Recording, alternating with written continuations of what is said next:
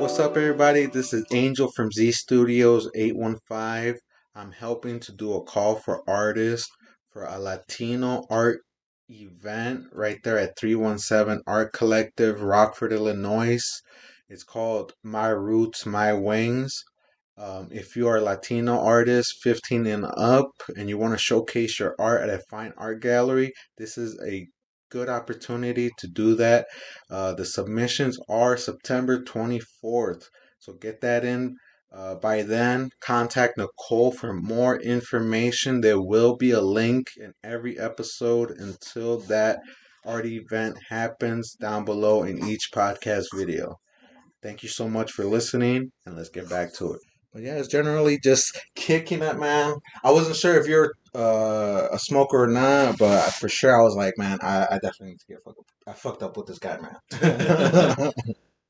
Man, I'm cool just sitting here hanging out. That's Yeah. what I like to do. That's what I like on my own podcast. It's usually just a hangout session with the four of us. Yeah. And we're just like getting together and just like haven't seen each other in a couple weeks. Let's talk shit.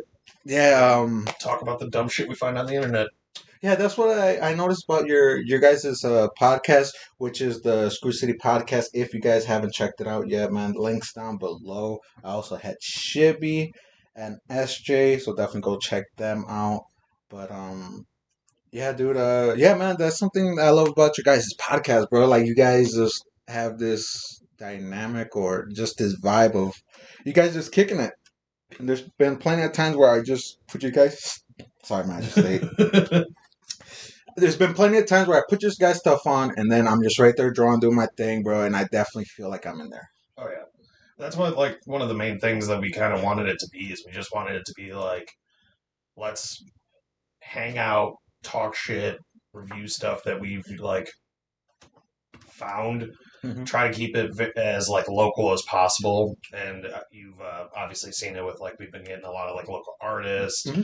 We've been getting rappers, we've gotten alternative artists, we got whole bands on with us, and like those are a lot of fun. We've connected with other podcasts in the area, podcasts in New Orleans that we regularly feature with, and those guys are the Drunk Yard Dog. Shout out to them. Those are the homies down there in New Orleans. So. And not just podcast musicians and music artists, bro. I also seen you guys also met up or communicated with just weird people. I forgot the guy's name. I think you're thinking of Bum Jim. Yeah, dude. We have our own resident man who lives on the streets instead of the man on the streets, and it is a homeless man who lives up in Minnesota. Okay. And we stumbled upon him by reviewing his TikToks because they were always just absolutely wild. And like Shivy found this guy, and we're just like, oh shit, we got our own Fed Smoker, let's go. Yeah. And then eventually it got to the point where Shibby just reached out to the guy, like messaged his account, and he just started like talking back and forth, and he actually watched an episode where we reviewed his videos. Yeah. And he's like, hey, you made fun of me, but damn, that was funny. So eventually got to the point where we just decided, hey, want to do a Zoom call, bud? Yeah. And he was like, yeah, totally. So we did a whole episode with him. And real quick, man, because I definitely want to bring it back, all the way back. The beginning, usually everybody's first episode, I like to talk about, where you're from and where you grew up. But your first thoughts when Shibby brought this guy to you? At first, like, reacting to him was just like, what the hell? Yeah. Like, this dude is wild. And then we're like, oh yeah, it's just some crackhead on the streets or something. It's just whatever. We were already pretty used to that because we've already reviewed a few crazy people like that, if you want to put it. But like, originally he's like, I want him to call in, and pretty much I think all three of us but Shibby were like, I don't really want to talk to him because this dude might just be batshit crazy. Yeah, I mean, and so we were all just super nervous. We're like, oh, this dude's insane. Like, he's gonna find our address. But then we realized his only form of transportation is a golf cart. So then we realized we were okay. Lives in a man's garage. So I was like, all right, like whatever. Then we actually talked to him, and honestly, like getting to meet him and like having him kind of tell us his story. Yeah. We were actually like, holy shit! Like, he was super humble. He was actually a really down to earth guy. He's like, yeah, I post crazy stuff, and he's almost doing it as just content creation himself. He's just expressing his life, maybe going a little too extreme with like the video of him shitting on the wall, but but I mean, besides that, like, I mean, he actually is genuinely a really good dude, and like he keeps getting his accounts like shadow banned and stuff, and so he keeps making new ones, but he keeps going out of his way to follow like Shibby and I's like personal TikToks, and we stay in contact. Like, I send him shit, he sends me stuff, we message back and forth. Like, how you doing, buddy? He's like, oh, I'm doing good. Fucked my foot up yesterday, and probably won't be able to walk for like 6 weeks, but I'm going to do it anyways. All right, Jim, take care. That's what's up. That's what's up. Because I should you not, that would have been my first idea / fear. Like, man, who really is this guy? Is he really gonna do some weird ass shit? Like, start sending us weird shit, like just nonsense. Something that maybe somebody that's sane might not want to do something. And then, but that's cool that you guys did develop something more. Yeah, and like, we were super prepared because there was a couple of times when we were like having that full on interview where we straight up were like, he started talking about a topic, and like me and Max like would stop because Max sits across from all three of us at the table, and I was just looking at him. I'm like, is he about to say like some super wild racist shit that we're about to have to be really worried? It's like, thankfully we can edit. I mean, behind the scenes, sometimes we record a couple weeks way ahead of when our episodes come out because our schedules are all different. Like, all four of us have completely different job schedules, and like mine is like me being on second shift and also having alternating days off. It's a lot harder to just be like, oh well, I'm good to record at 8 o'clock at night, but all you have first shift jobs and don't want to record past 9:30 when you want to be trying to go to bed. It's and I get that, but we make it work, and it's just sometimes suck, but like, because we enjoy doing it so much, and we've been kind of like, there's just been like a lot of circumstances on everyone's part. Like, we've had to like kind of back off a little bit, but we're about ready to drop season 3, so we're like ready to go like full like ham on that. We got a whole bunch of shit that's already recorded that's ready to be released, so stay tuned. Yeah, for sure, man. I definitely can't wait, bro. I'm already feeling for that next episode, bro. More Milkman. Ooh, yeah, definitely shout out to Milkman, bro. Somebody else that I was like, where did you find this guy? But yeah, I definitely don't want to get any further because I want to bring it back. Right. Usually Alex, for everybody's first episode, I likes to bring it back to where were you born, where you grew up again, stuff like that, until we get into the stuff that you are doing today. Right. So if you can, please look into that GoPro and tell us the platforms you use that you want people to check out. So definitely for the Screw City podcast stuff, you can find us on Screw City Productions on YouTube, Twitter, Facebook. We have a subreddit now. I think it's r/Screw City Pod. Definitely check us out. If you want to follow me on Twitter and see me tweet about dumb shit that I don't post on Facebook, it's @KillAlex with 3 X's. But I made that name back when I was super into Tumblr and Tyler the Creator first came out. That was like the cool thing to do with your name, and I just never changed it. Oh, okay. No, I thought you got the Kill Alex, right? Yeah. Yeah, I thought you got that from Kill Tony. No, I've had people ask me that. I was like, nah, man, I was just super edgy and a Tumblr kid for 2012 to 2014, and yeah, so I thought I was super cool doing that. But yeah, check that out. Feel free to tweet me. I'll probably roast you about dumb shit. start an argument with me about something stupid. It's fun. And definitely check the link below, guys. I will have all that information down below, guys. So, Alex, man, can you please tell us, where were you born? I'm born and raised right here in the good old Rockford, Illinois. Uh, Lived all over the city, all different parts. I Okay. was born at, I lived like in downtown off of Church Street. I was born at Rockford Memorial, the hospital that's now no longer open.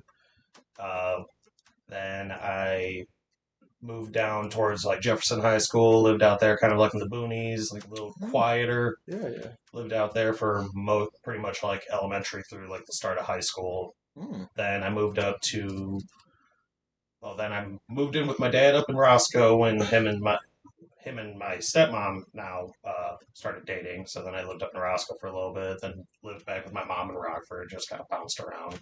Okay. And then just now I'm back actually over by where I was born, living up on that like northwest side of Rockford. Okay, cool. Yeah, So yeah. I keep it local.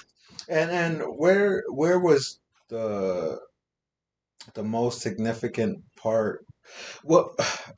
Where did you grow up that was significant to you? Definitely the second house I lived in when I was over by Jefferson, because that was the longest period of my life. Like, Yeah, where I lived in one space, that's where like my childhood friends came from, and like all the connections I got growing up, and it was just a lot of good memories. You know, you always just look back and have those like you can remember like exactly like a whole summer, like in between like one grade to another grade, and just like everything you did, all the stupid shenanigans you and your friends did back in the day, where only rules we had, like none of us had cell phones, and it was just once it's dark out, you got to be home. Yeah, yeah, I remember. So now we don't have that anymore. And that's one of those things where I'm like, kids nowadays will never experience what it's like to just get on your bike and have to go ring your friend's doorbell and ask if they could come outside and play. Now you just send them a text, hey, can I come over? Yeah, I mean, I'm not that old, bro. I was born in '93. I definitely did have. You're a year older than me. I am? Okay, yeah. Okay, yeah. So, a lot of people think I'm a lot older than I actually am. Yeah, yeah. I mean, don't get me wrong. I definitely did experience not having a phone, cell phone, and all that shit. You know, technology did blow my mind. I was definitely slow with it, but yeah, dude. I remember just trying to kick it, but not knowing how to contact my friends. 'Cause I didn't know how to work the phone. And shit. Right. Yeah. I always would have to do the whole like try to call them, they don't answer, go up, find out if they're even home or not. Just be like, oh, maybe they just weren't by the phone, and then ride my bike like 10 minutes, and then like crap, ride my bike 10 minutes back. Yeah, here though it was extremely hard for me to do that. If there's people that I knew around this block, it was a little easier. But when it was somebody like across town, like the west side, south side, dude, it was hard to even like get a contact with them and shit. And what middle school did you go to? I went to Flynn. Oh, really? Yeah. Okay. So I was a Flynn Falcon. Okay. Yeah. When I came here was in 07. I was in 7th grade. I went to Riso. Yeah. Dude, totally. Well, I skipped this too, bro. I was born in Chicago. Okay. Yeah. So in Chicago, bro, you unless you're really far away, you basically just walk to your school. Right. So when I came here, bro, and we were taking buses, I was like, "Where am I going, bro?" I was like, "You're not prepared for this." Yeah, bro. I was so like I never took transport. Usually when I got on transportation or a car or something, it's because we're gonna go far. Right. So when I got my bus schedule, I was like, where the fuck am I going, bro? Just like I have to be where at what time to go to school. That's weird. And bro, and I shit you not, man. I was very young and naive, bro, very dumb. But when we all. Yeah. I mean, come on. Well, I mean, I don't know. Yeah, definitely hear me out on this one. The first day of school, when I went to go to my bus stop, you know how there's different kids in different corners? Yeah. Yeah, so I didn't know which corner I was supposed to be at the time. So I would try to get into people's buses. And I'd be like, is this the bus for Risa? And they're like, no. You're just like, oh, shit, where the hell I think I missed the bus. Definitely did that way too many times. Oh, bro. And then I remember I did that too, bro. And then I didn't have no ride to go there, right? So I had to actually get on a different bus that was still going to the same school, and I got in trouble. Yeah. I remember that. Yeah, it's like, oh, but this bus goes right by my place, and I can't take it. Like nope. All right. I know, dude. And again, I was so young, bro. I never got that, man. Rockford was always a big mystery to me for like several years, bro. Rockford is still a big mystery. I've been here for all 28 of my years on this planet. Yeah, I still can find something new and just absolutely bonkers about this place, good and bad. yeah, that's true. And with that being said, bro, I definitely want to get your thoughts on Rockford, because for me, I mean, and again, I'm always wrong, but this was my time. This was my thoughts at the time. Rockford was very small, not very supportive, and very boring.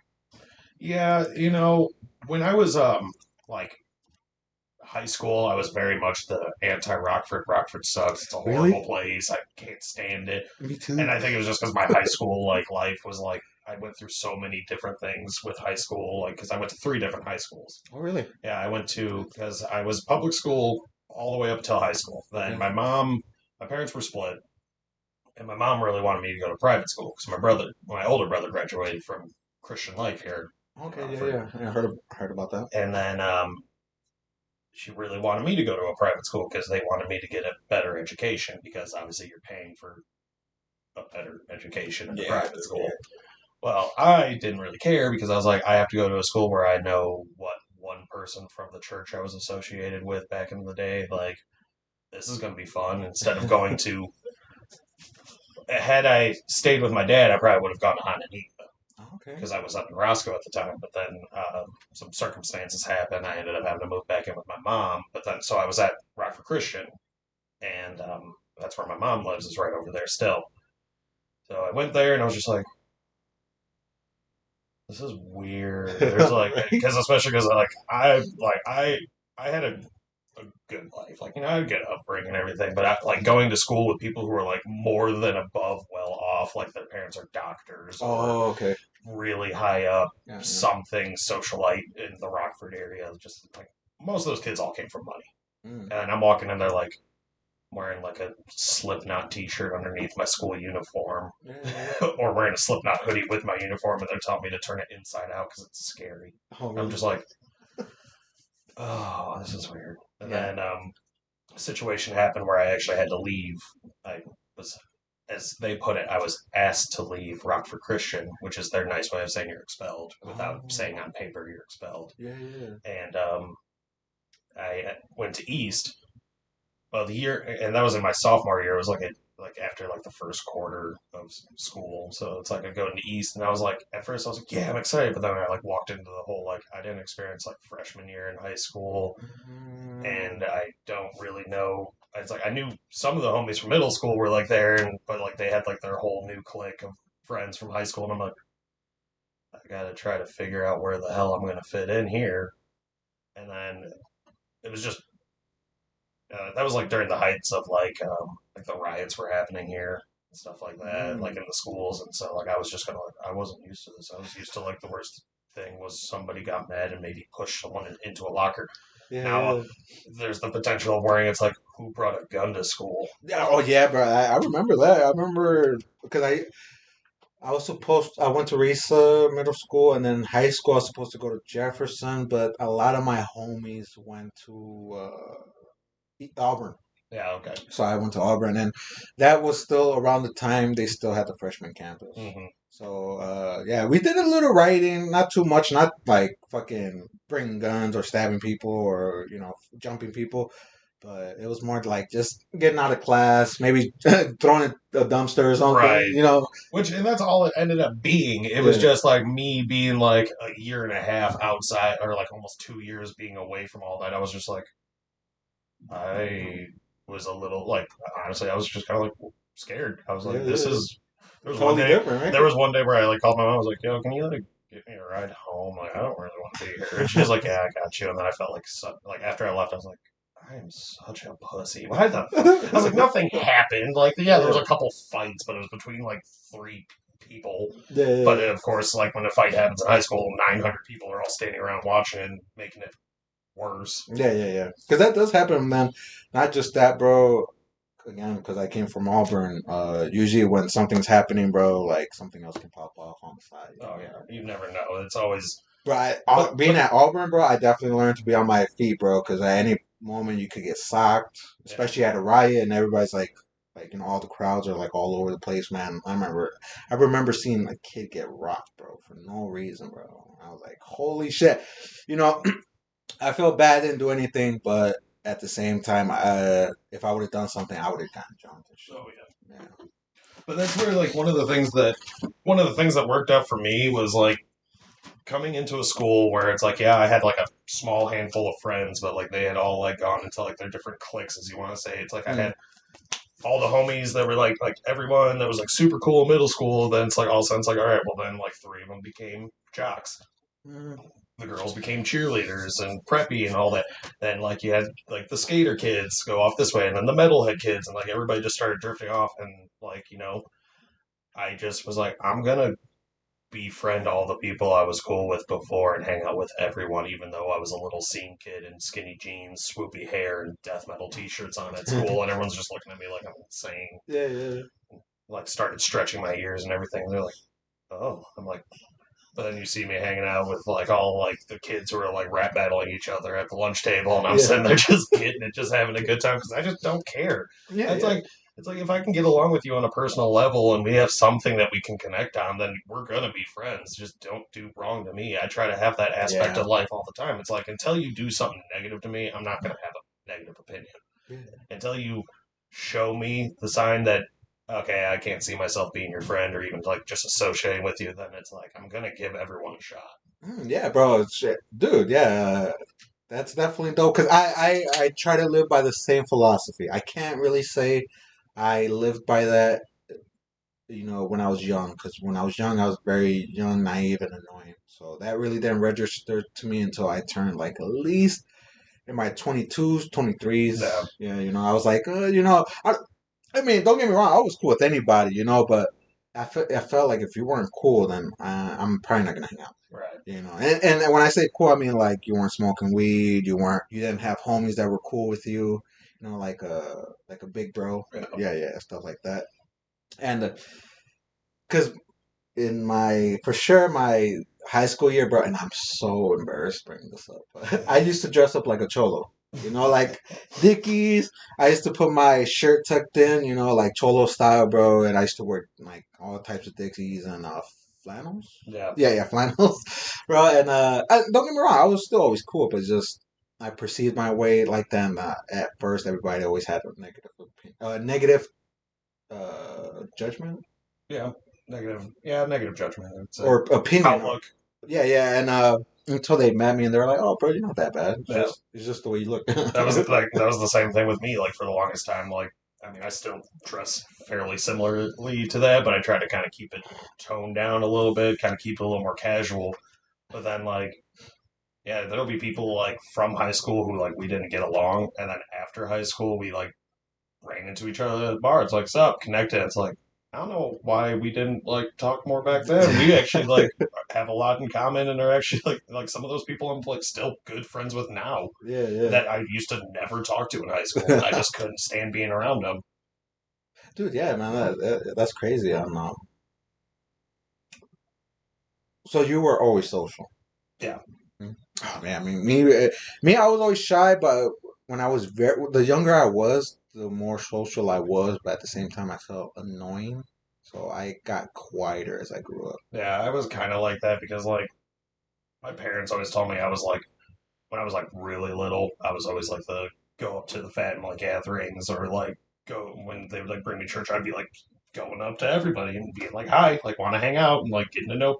And then like I continued to be like that. And then like high school, like when like I started dealing with like a lot of depression and stuff, and I kind Mm. of started to shut down. But then I realized like being around people always made me happy, Yeah, yeah. and I always just appreciated like company. So I just would be like, everyone can be a friend until, like I said, until they prove me otherwise. Everyone can be my friend, and I like it that way. I've gotten it to the point now where you go into any bar with me in this whole city or even outside of Rockford itself, like Beloit and stuff like that. There's a 70% chance I'm going to walk in and there's going to be at least somebody I have some connection with. Mm, yeah. And it's like, I've brought people places and like for the first time, like one like my regular spots, and like everybody in the bar who's there, there's like 12 people in the bar, and they all know who I am. And I'm like saying hi to them, give them a handshake, give them a hug, talk shit with them for a little bit, and then we'll just be like, oh, well, we're gonna go to this bar this night, and then walk in, same thing. They're just like, how do you know everyone? I was like, I go out and I mingle, and I meet. Yeah. It's like there's some people who I'll go and talk to who I don't even actually remember their name. I just know I've seen them out a lot, and we've just gotten drunk together. So it's like, and again, they've done no wrong to me, and they've always been cool. So I'm gonna keep socializing with them. Oh, dude, and for me again, like I was always a shy kid, so it was always hard for. Don't get me wrong, I definitely want to talk to everybody, but it's hard for me to draw out the conversation. What are your go-tos to take out a conversation out of somebody? It just kind of depends on the situation and where you're at. Like, like, because there's been times where, like a lot of it would be like music. So like if I see someone's wearing like a band shirt of like one of my favorite bands, like it might just be something as simple as like, oh man, I like your shirt. And then all of a sudden we're talking about the band. Then we talk about other bands. Then we start connecting more. Like, oh well, I also play video games. Oh, me too. Oh, I really like this game. So do I. And then it just kind of goes from there. And then or there's times where I go to certain bars and I just go just on my own, like because I'm like, hey, no, I don't want to sit at home and watch, Cubs game, Bulls game, whatever. Like I'm a Chicago sports everything fan, so it's like if there's a game on, and I have the ability to watch it, then I'm going to watch it. And for the longest time, I didn't have cable, so I would just have to go to a bar to watch it. And then I would just sit there wherever the best view of whatever TV is playing the game I want to watch. And then I realize there's someone else next to me, and then we're both just making like commentary like to ourselves about like, oh, that was a dumb play, that was a dumb call, why would they do that? Yeah. And then like all of a sudden it's like, yeah, that's what I'm saying. Like, why did they do this? And then it's like, yeah, I get it. Hey, what's your name? You want beer? Okay, cool. And then we sit there and then we're just talking while we're watching the game. Yeah. And I've connected with a lot of people on sports. Like, shit, I was at me and a bunch of my friends, we do like a yearly boys trip where what we'll do is we'll get an Airbnb in Chicago and we try to always catch a Cubs game. Okay. So like last year for my buddy's bachelor party, we went to the Crosstown Classic of the White Sox versus the Cubs, but it was at White Sox Stadium. Okay. So this year we were like, we have to go to a Wrigley game because we hadn't been to a Wrigley game in like years before COVID hit and everything. And so we went and got an Airbnb up in like the north side of Chicago, in an area where we know a lot of the bars from like our years of going there on trips, and like there's bars we like to go to because they're just special to us and they're super cool. And we get an Airbnb in that area, and then we just traveled to Wrigleyville, and then we went to the game. And like while we're at the game, we're just talking to everyone around us, just make it like I'm just literally socializing with everyone. And they're just like, "What's that about?" I'm like, you're surrounded by people who all like the same thing as you. You might as well have some type of connection with them because then when something cool happens, turn around, start giving everyone high fives and like give them a hug or something. It's just, it's fun, and you never know who you're gonna meet. Yeah, because I mean, don't get me wrong, because there is times where a person wants to be social around a group of people, but those people might not. Yeah. And that's one thing that sometimes I've gotten the cue for because there's definitely been times where it's not like every single time I've been out and tried to be like that where everyone's been like, oh, immediately like want to talk to me. I've definitely gotten the cues of, hey, obviously this guy doesn't really want to like hang out or like whatever. So then I just gotta be like, all right, man, well, have a good night, and just gotta avoid the situation and just move on. And it's like, yeah, it's awkward, but it's just I don't beat myself up about it. I'm just like, yeah, whatever, move on. So, but it's just I don't know. I've gained like a lot of really great friendships. I've met a lot of really interesting people. It's how I got to know like a large majority of the actual bands or like some the metal musicians we've had on the podcast is all because I was like always around our local metal scene, like from the ages of 15 up to like 21 when like our local metal scene kind of started going downhill a little bit, and then I just started only going to like bigger concerts, like going to Chicago, going to Milwaukee, tours, all that stuff. And then like I've always just like there's so many people I've just had those long connections with that I met at a basement show at a church in Rockford when it was a death metal band not singing stuff that should be played in a church, but it was in the basement and it was on a weekend, or it was on a Friday night, so no one cared. Yeah, and that's another thing I wanted to get into, bro, because I'm not really sure. Definitely correct me, but yeah, that's where I wanted to ask you, like, the bands you guys had on, is it because they performed at bars you work at, or? Nope, they're just most of a majority of the bands we've had on, like when we had Dylan from Dead Awake, like I've known those homies. Yeah, shout out Dead Awake. Dead Awake is awesome. They were about to release a bunch of new music. They have some really big shows they're playing on coming up soon, so definitely check them out if you can, if you like a little bit more of the heavier music. Um, all the guys of At the Wayside were on a pop punk band, homies with them for a long time. I lived with the guitarist Matt's younger brother for a period of time, and they treat me as if I'm part of their own family. Oh, dope. We had Gage Woodman of Jinxer and Growing, and I've known the band Growing since I was probably about 15. I saw them play like one of their first local Rockford shows, and it was them releasing their very first EP. And I still have that EP somewhere at my mom's house in a box, and I can't find it, and it makes me mad. Dude, it's like I'm just like, there's a lot of like, it's just I just connect with them on music, and then I like hang out with them, and then I see them at bars, like you said, and or I just find a common ground and just kind of stick around with them.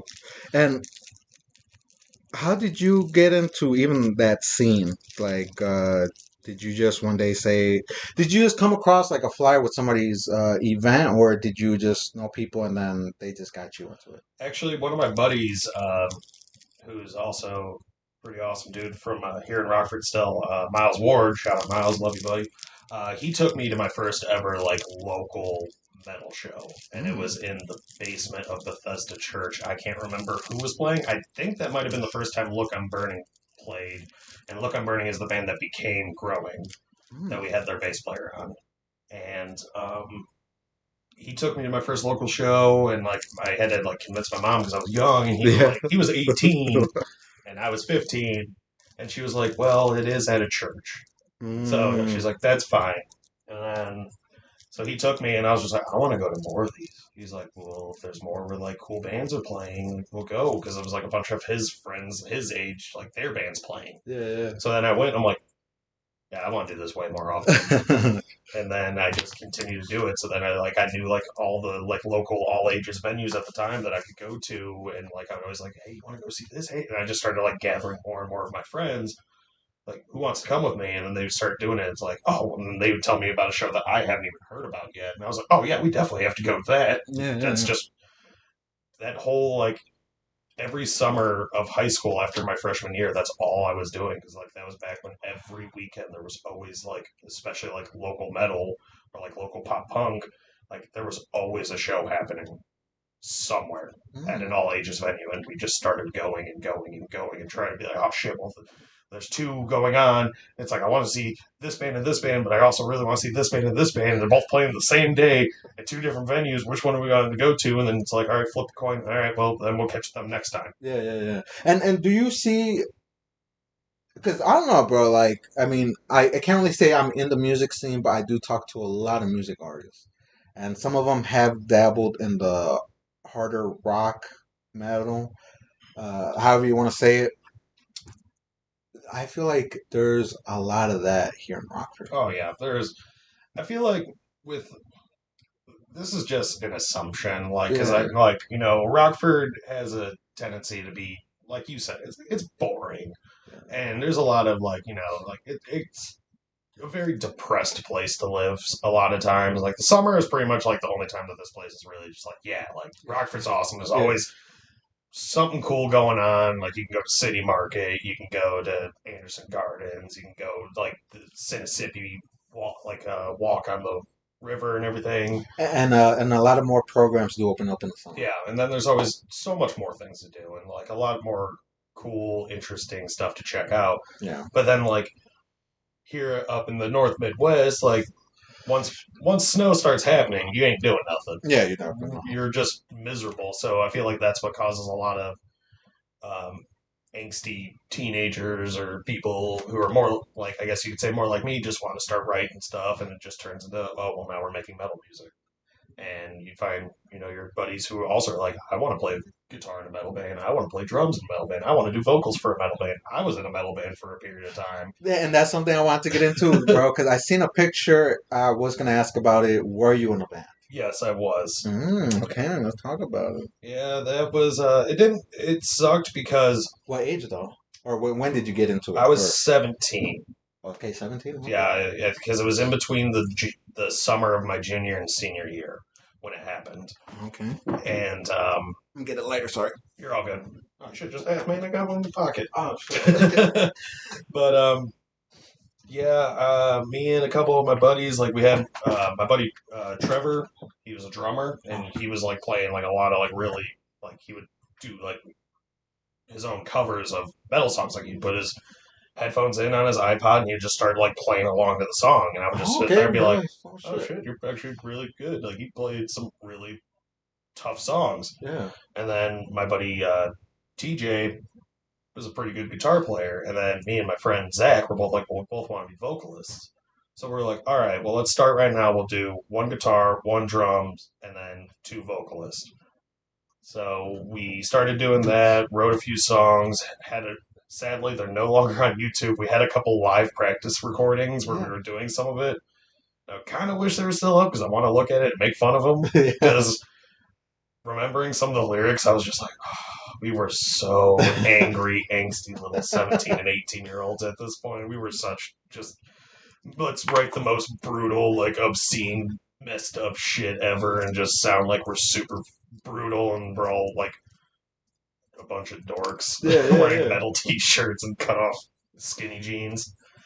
And just we did that, and then we actually got to a point where we got a second guitar player and a bass player, and we started like trying to write more and get more done. Well, we had like 2.5 songs finished, and we were like, all right, then another local band who they were known for doing a pretty good job of setting up like shows and promoting because they had their own like promotion company. And we're like sick. They wanted us to open on a couple shows, and a couple shows with like some bigger bands playing that were bands that we really liked. We're like bigger like local bands, and we're like, oh shit, like it'd be really awesome to open up for Macabre, which is a band from like Green Bay, Wisconsin. It's like a death metal band that they still are making music to this day, as far as I remember. The last time I saw some, and I was just like, oh yeah, that'd be awesome. Shit, we gotta at least get like one more song and finish that other half a song we got.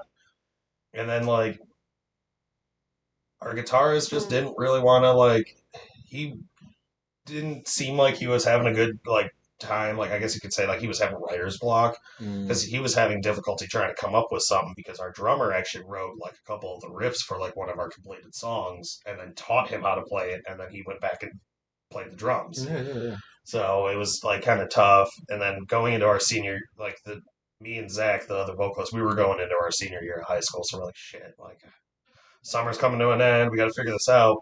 All right, well, we told the guy who was going to promote us to get out, or the promoter who was also one of the bands playing, and he was like, we're like, hey, so we're only going to have like a quick little, like probably like 2, maybe 3 songs set. We're just gonna go up. We'll be the first band. We'll just go bop bop and just be like, cool. Like, sorry, we weren't prepared. We don't have enough. Yeah. Not a problem, dude. Not a problem. We're about like a couple weeks out from when the show's getting, and we're like trying to like write and get ready to go. All of a sudden, we find out that the promoter didn't realize that not being super big, being very very small and local, you got to pay to rent a venue. You got to make ticket sales to get the venue, and nobody knew that except for them, but they didn't tell anybody. So the show just never happened. Oh. And that was one of 2 times I think that had happened. I believe there was 2 shows that we were set to do because there was like there was actually a mini tour that was going to be like DeKalb, Byron, Rockford, and I think like a South Beloit show or something. And we were going to do that, but then the same shit. It was the same people. So then we just got mad to the point where we wanted to beat their ass. Like we were very angry. And then we were just like, eventually it just kind of like, whatever. And then we're like, we can't focus on this. We're going to our senior year. I want to finish off strong, want to graduate, just get it all done. And Yeah, it died, and then it was something that just never like came back up. And I've like talked to like you can ask a bunch of my friends who are in bands. Like I've talked about wanting to get back into like just do like one album. I want to record an album, maybe play one show and just say I did it. Mm-hmm. But like, because otherwise, like I've actually like featured on some of my friends' bands like live. Oh, So okay. like I've Yeah, actually yeah. gone up on stage and performed with friends' bands of mine and Yeah. had a great time doing that. They're like, "How come you've never been in a band?" I was like, "I've been in a band. How come you never played a show? Bunch of bullshit. Why Yeah. haven't you tried again?" I was like, "I don't know. I work a lot, and I've also had a hard time of like I actually a couple of years ago I started trying to write again. And I was like, all right, but I was going to do something like not metal. Mm. I was going to do something very like kind of indie, experimental, different, like something where I was going to be doing more of singing and spoken word type stuff. And then I like started writing a couple things down. I was like, yeah, and then I was like reading like one like thing that I thought was like a whole song, and then I realized I was like, it was like 45 seconds of a song. Holy I was like, shit. oh, damn it. I was like, I forgot how much writing sucks. Yeah, dude. So then I was like, you know what? Maybe it'll happen. My neighbor is actually, his name's Aaron. He's the guitarist of Disappearance, which is another local band. And him and I have been talking. He's been pushing for me to start like. He's like, when are we gonna like write a little like side project? What are we gonna do? Can we do it? Do you want to record? Do you want to? Do you have lyrics? I'm like, no. He's like, but we're gonna get you some lyrics. We're gonna get you to scream on a microphone. I'm like, all right, Aaron. I was like, we'll do that at some point. We're both very busy. I work Yeah. literally like practically 6 days a week every week. Yeah, I mean that's the thing too, bro. Like when you do stuff like that, it's kind of hard because you this is what I like to call life. Life Mm-hmm. happens. And it stops you from doing stuff like this. Like podcasting, making music, art, whatever it is that is not based like a job. Yeah. Yeah. So, dude, yeah, and that's crazy, man. Because I wasn't really expecting that from you. you know? Some people don't. And then I have the other people who are like, why aren't you in a band? Or are you in a band? No. Why was he at all the shows? I was like, I just go to them. Like, I just like going to shows. I like live music. Live music is one of my favorite things. I've been to quite a few awesome, like, bigger shows the past, like, couple months already. I got like three more coming up here before fall hits. Mm. And it's just that's my piece, especially with like some like the way I've always coped and dealt with my depression and anxiety like issues I've had in my life is music. Music has always been the one thing that will literally like drop me down from like if I'm having like a panic attack, music. If Mm. I'm feeling super anxious about something stupid, just music. I just like if I'm at a party and I just need time to myself, I literally be like, I'm just gonna jam. Just leave me alone. I'll be good in about 15. And they're Mm. like, all right. Or like I just go outside and I put something on my phone, like especially if it's something that's not like I'm enjoying at the party, like be like, I need to step out for like 15, smoke a cigarette, and I'm gonna just listen to my phone music or just scroll on Facebook for a minute and be like, all right, cool. I did some deep breathing and got some Yeah. nicotine in me. I'm coming inside. I'm good to go. Hey, yeah, I feel that, man. Music does definitely help me a lot. That's why I love to have music artists on because not only do we have something in common, I'm creating something, they're creating something. They want to talk about it, I want to talk about my stuff. And one thing I do love about music is it can make you feel. Yeah. And that's one thing that I kind of have problems with sometimes is feeling something at certain time, Uh, situations and yeah, shit. that was like literally most recently with Kendrick Lamar's last album. Ooh, listen to it? Oh yeah. Okay. I wasn't sure if you're strictly just rock, Oh metal, and no, I listen yeah. to damn near everything. Okay, I okay. literally, I can go like I used to be like the kid who like, especially in high school, I was just metal. Yeah, yeah, Then yeah. I was like started listening to a little bit more like started like a lot of '90s hip hop, like a lot of like Wu Tang, Ice Cube, NWA. Like started like just super getting into that and Biggie, and then started getting really into indie stuff and like alternative and just like the obscure, a lot of electronics. Like pretty much like you can put anything on, I'm probably going to enjoy it except for like anything modern pop related. Oh, really? Like straight modern like pop, like 97 ZOK, like maybe we'll play like one song that I can tolerate. Like in like 4 hours. Yeah, I mean, there's a lot of that now, Yeah. and I didn't even think that was its own category, bro. I kind of thought it was some of it, right? Because some of it's like pop, some of Yeah. it is like rap pop, Mm-hmm. you know.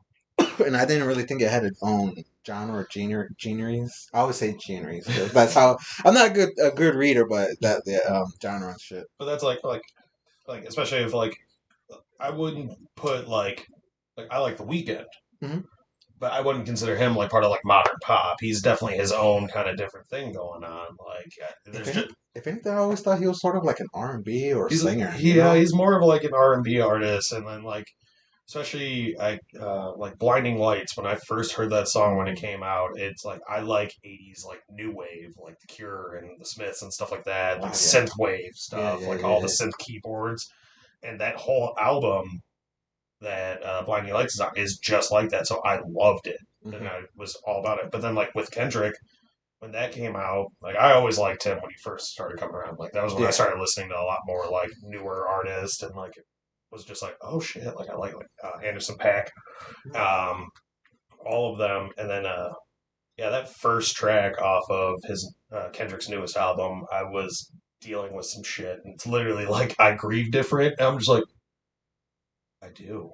I've dealt with some hard shit where I didn't react to it the way that everybody thought I'd react to it, and then like way later down the road, then like all of a sudden the trauma hits me like at the worst time, and then I have a complete mental breakdown over the situation, Yeah. and that's like all what that song's about. I'm like, damn.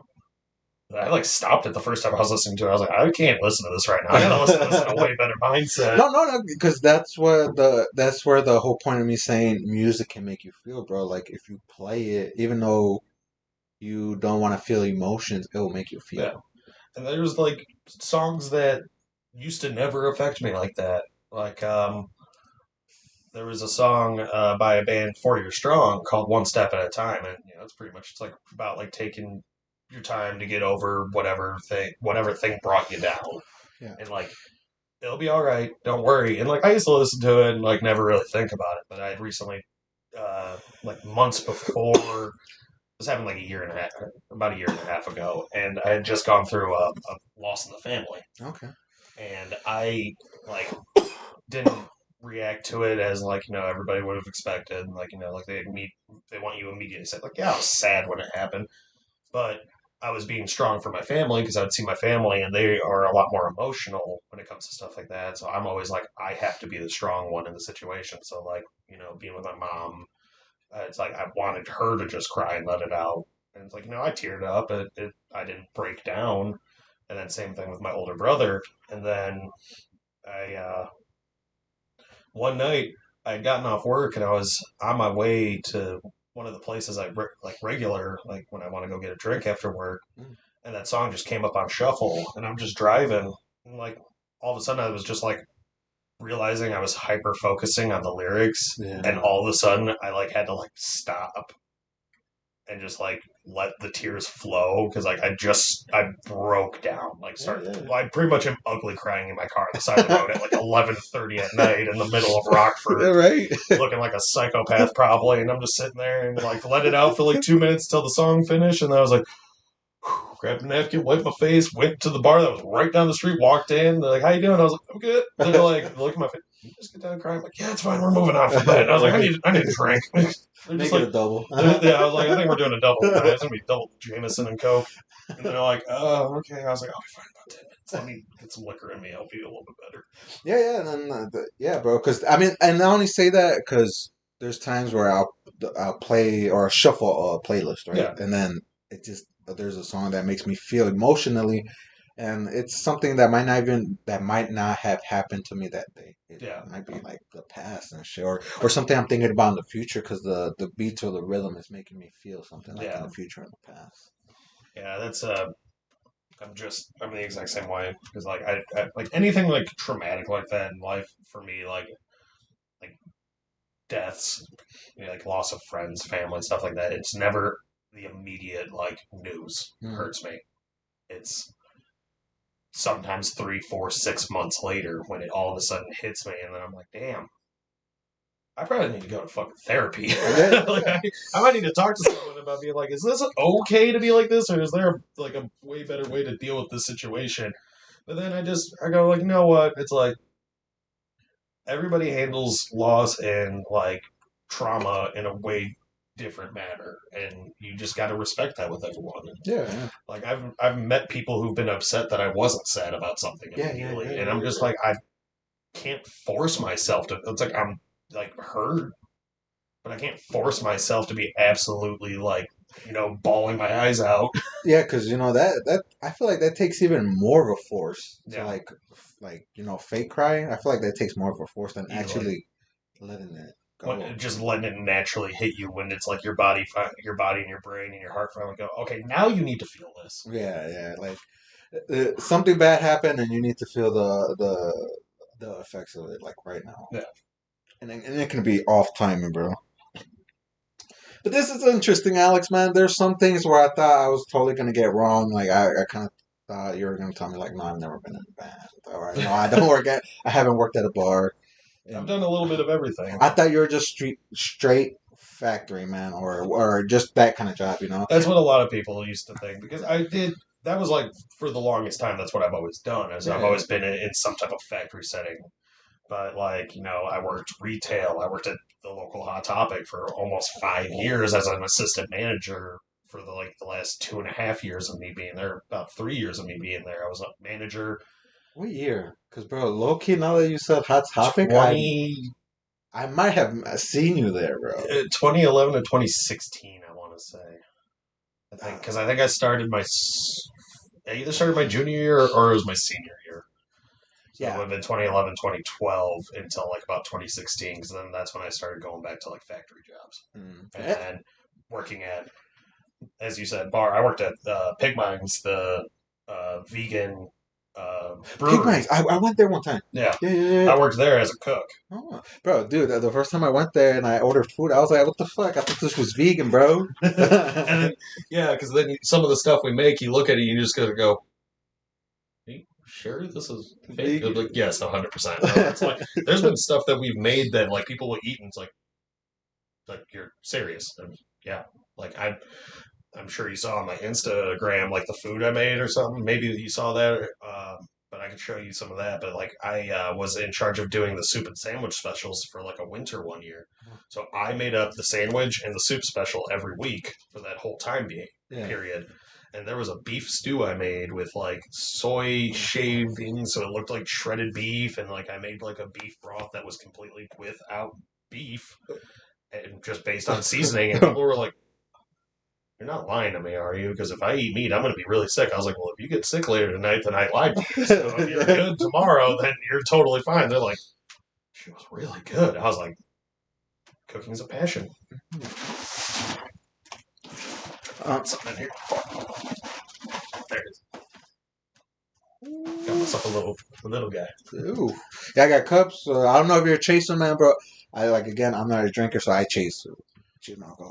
With the cinnamon whiskey, I usually just a little nip.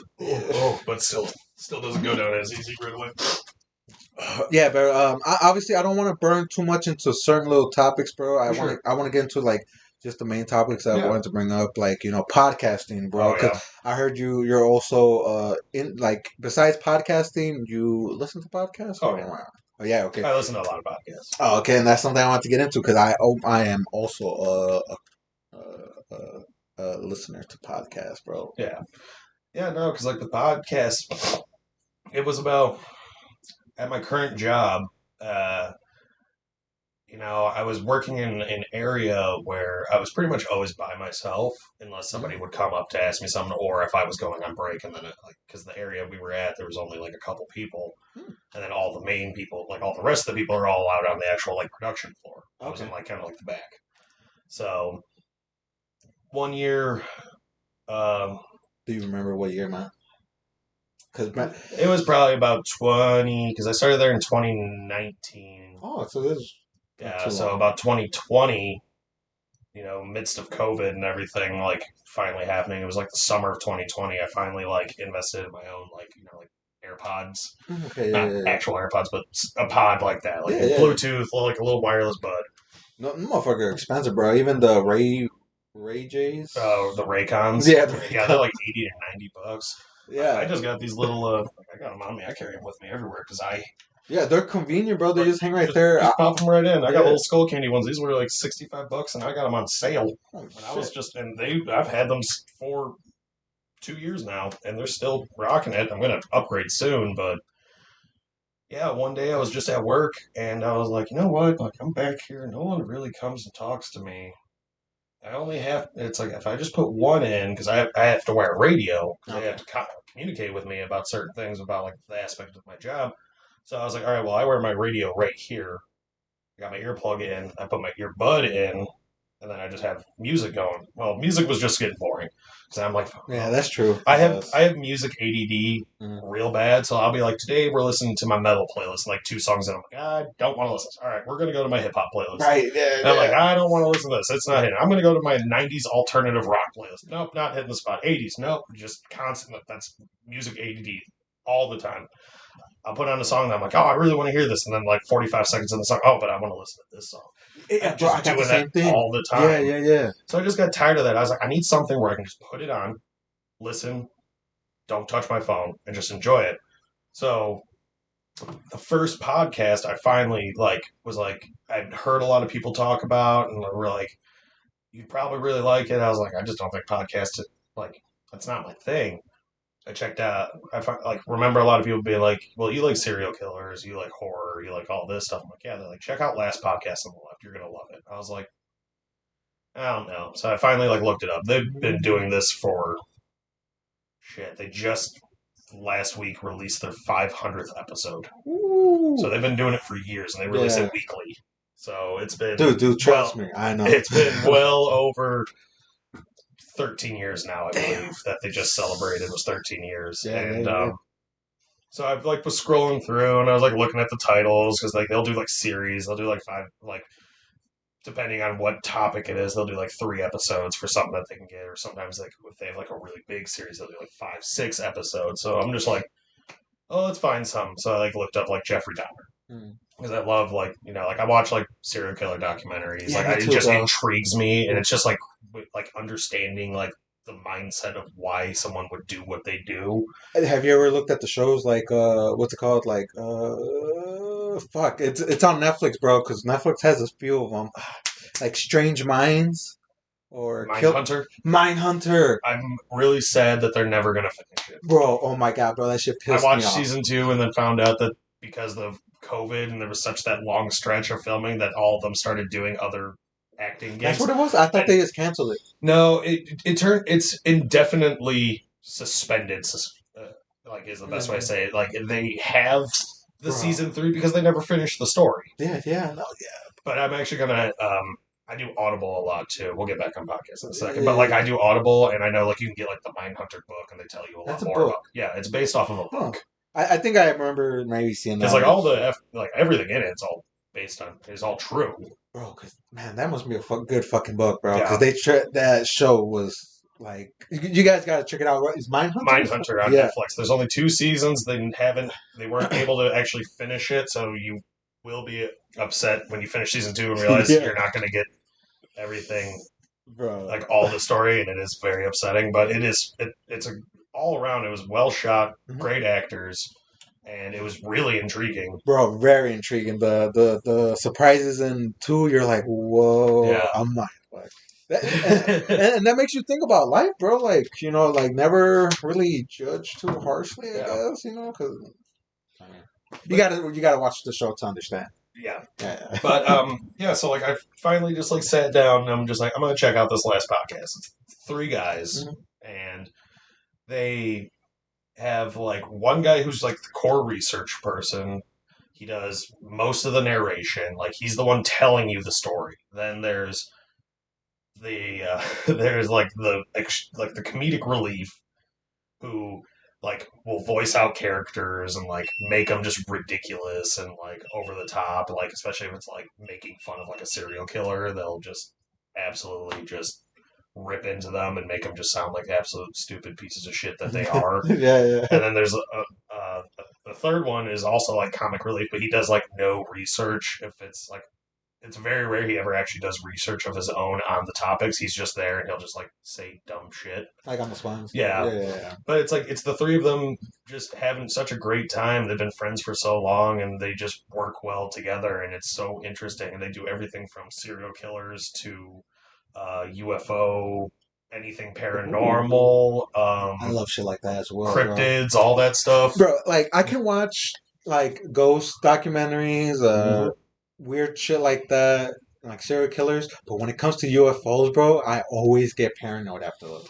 Those are the only ones that freak me out. Right? Those are the ones that make me the most uncomfortable. Is like UFO, especially like some of the really like crazy UFO stories. Like if you ever heard about Skinwalker Ranch, that shit is scary. Dude, I watched the Netflix. Not as interesting because it's just like one of those shows that they force try to. That show wasn't that documentary series or whatever it wasn't that one. Yeah. But the interesting story when I think because I watched Joe Rogan. Yeah. When he had the people that either filmed it or they had people that like documented a series. I don't know if it's that one on Netflix though. Yeah. But there's a few of them because I'll go through like my phase of like I don't have like I'm not watching like I'm not in the middle of watching a series. I'm not like there's not a movie out that I want to watch, and I'll just go through all my streaming platforms, go to like documentaries, and then just see if there's anything halfway interesting, and then I start finding like cult shit. Oh, I love cults. Like, I like. Yeah, they're somewhat interesting to me, but like it's like, bro. Depending on which ones you find, man, you find that real like.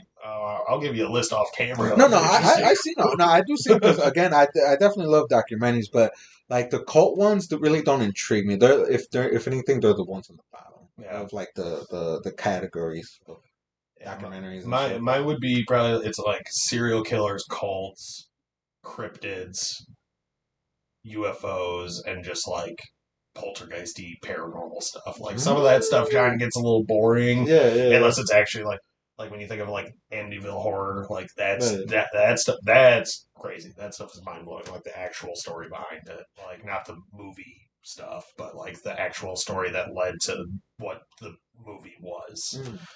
But podcasting, like I don't know, man, because like that was the first one, and then after that one, did Shibby come up to you with the idea about the podcast, or did the idea come around, or was it still like you're just still? I was kind of just still at the point of just enjoying, and like because Shibby and I like knew each other, but we actually didn't really befriend each other for like a long time. Like we were like internet presences to each other. And like had a lot of mutuals, but then like we'd interact on social media, like we were friends and followed each other and everything. We'd talk shit to each other, but then like one day, because I had actually been contemplating, like I actually talked to a few people about wanting to start a podcast and like wanting to do something similar to like last podcast or Time Suck with Dan Cummins, like something like where it's like I want to talk about like horror, I want to go into like history, and then I want to like or like something just like obscure or morbid, and I want to like research it, but then also like make fun of it. And it's like everyone's doing that. All right, like it's gonna be really hard to try to get into something where there's already so many of these that are so big. But then what? It was actually literally just out of the blue. Shibby had messaged me. He's like, "Hey, I got an idea. I want to do a podcast.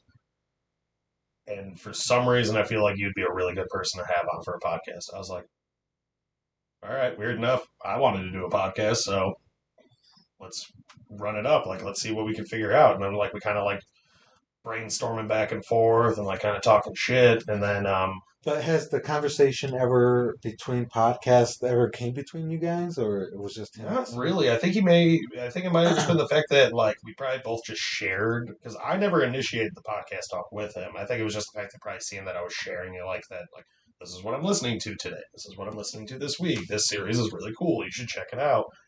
And then I knew he liked podcasts and he watched like a couple. Like we both like. Came to when we kind of started talking, we realized we liked a lot of some like more obscure, like weirder podcasts, like that we didn't think a lot of people knew about. And something that we skipped over. What besides the last podcast to the left, right? Last podcast on the left. Yeah. What was another podcast? What were the other podcasts you were watching? Time Suck with Dan Cummins, and that was mostly because Dan Cummins is a comedian, stand-up comedian. He's been one of my favorite comedians since like 2012.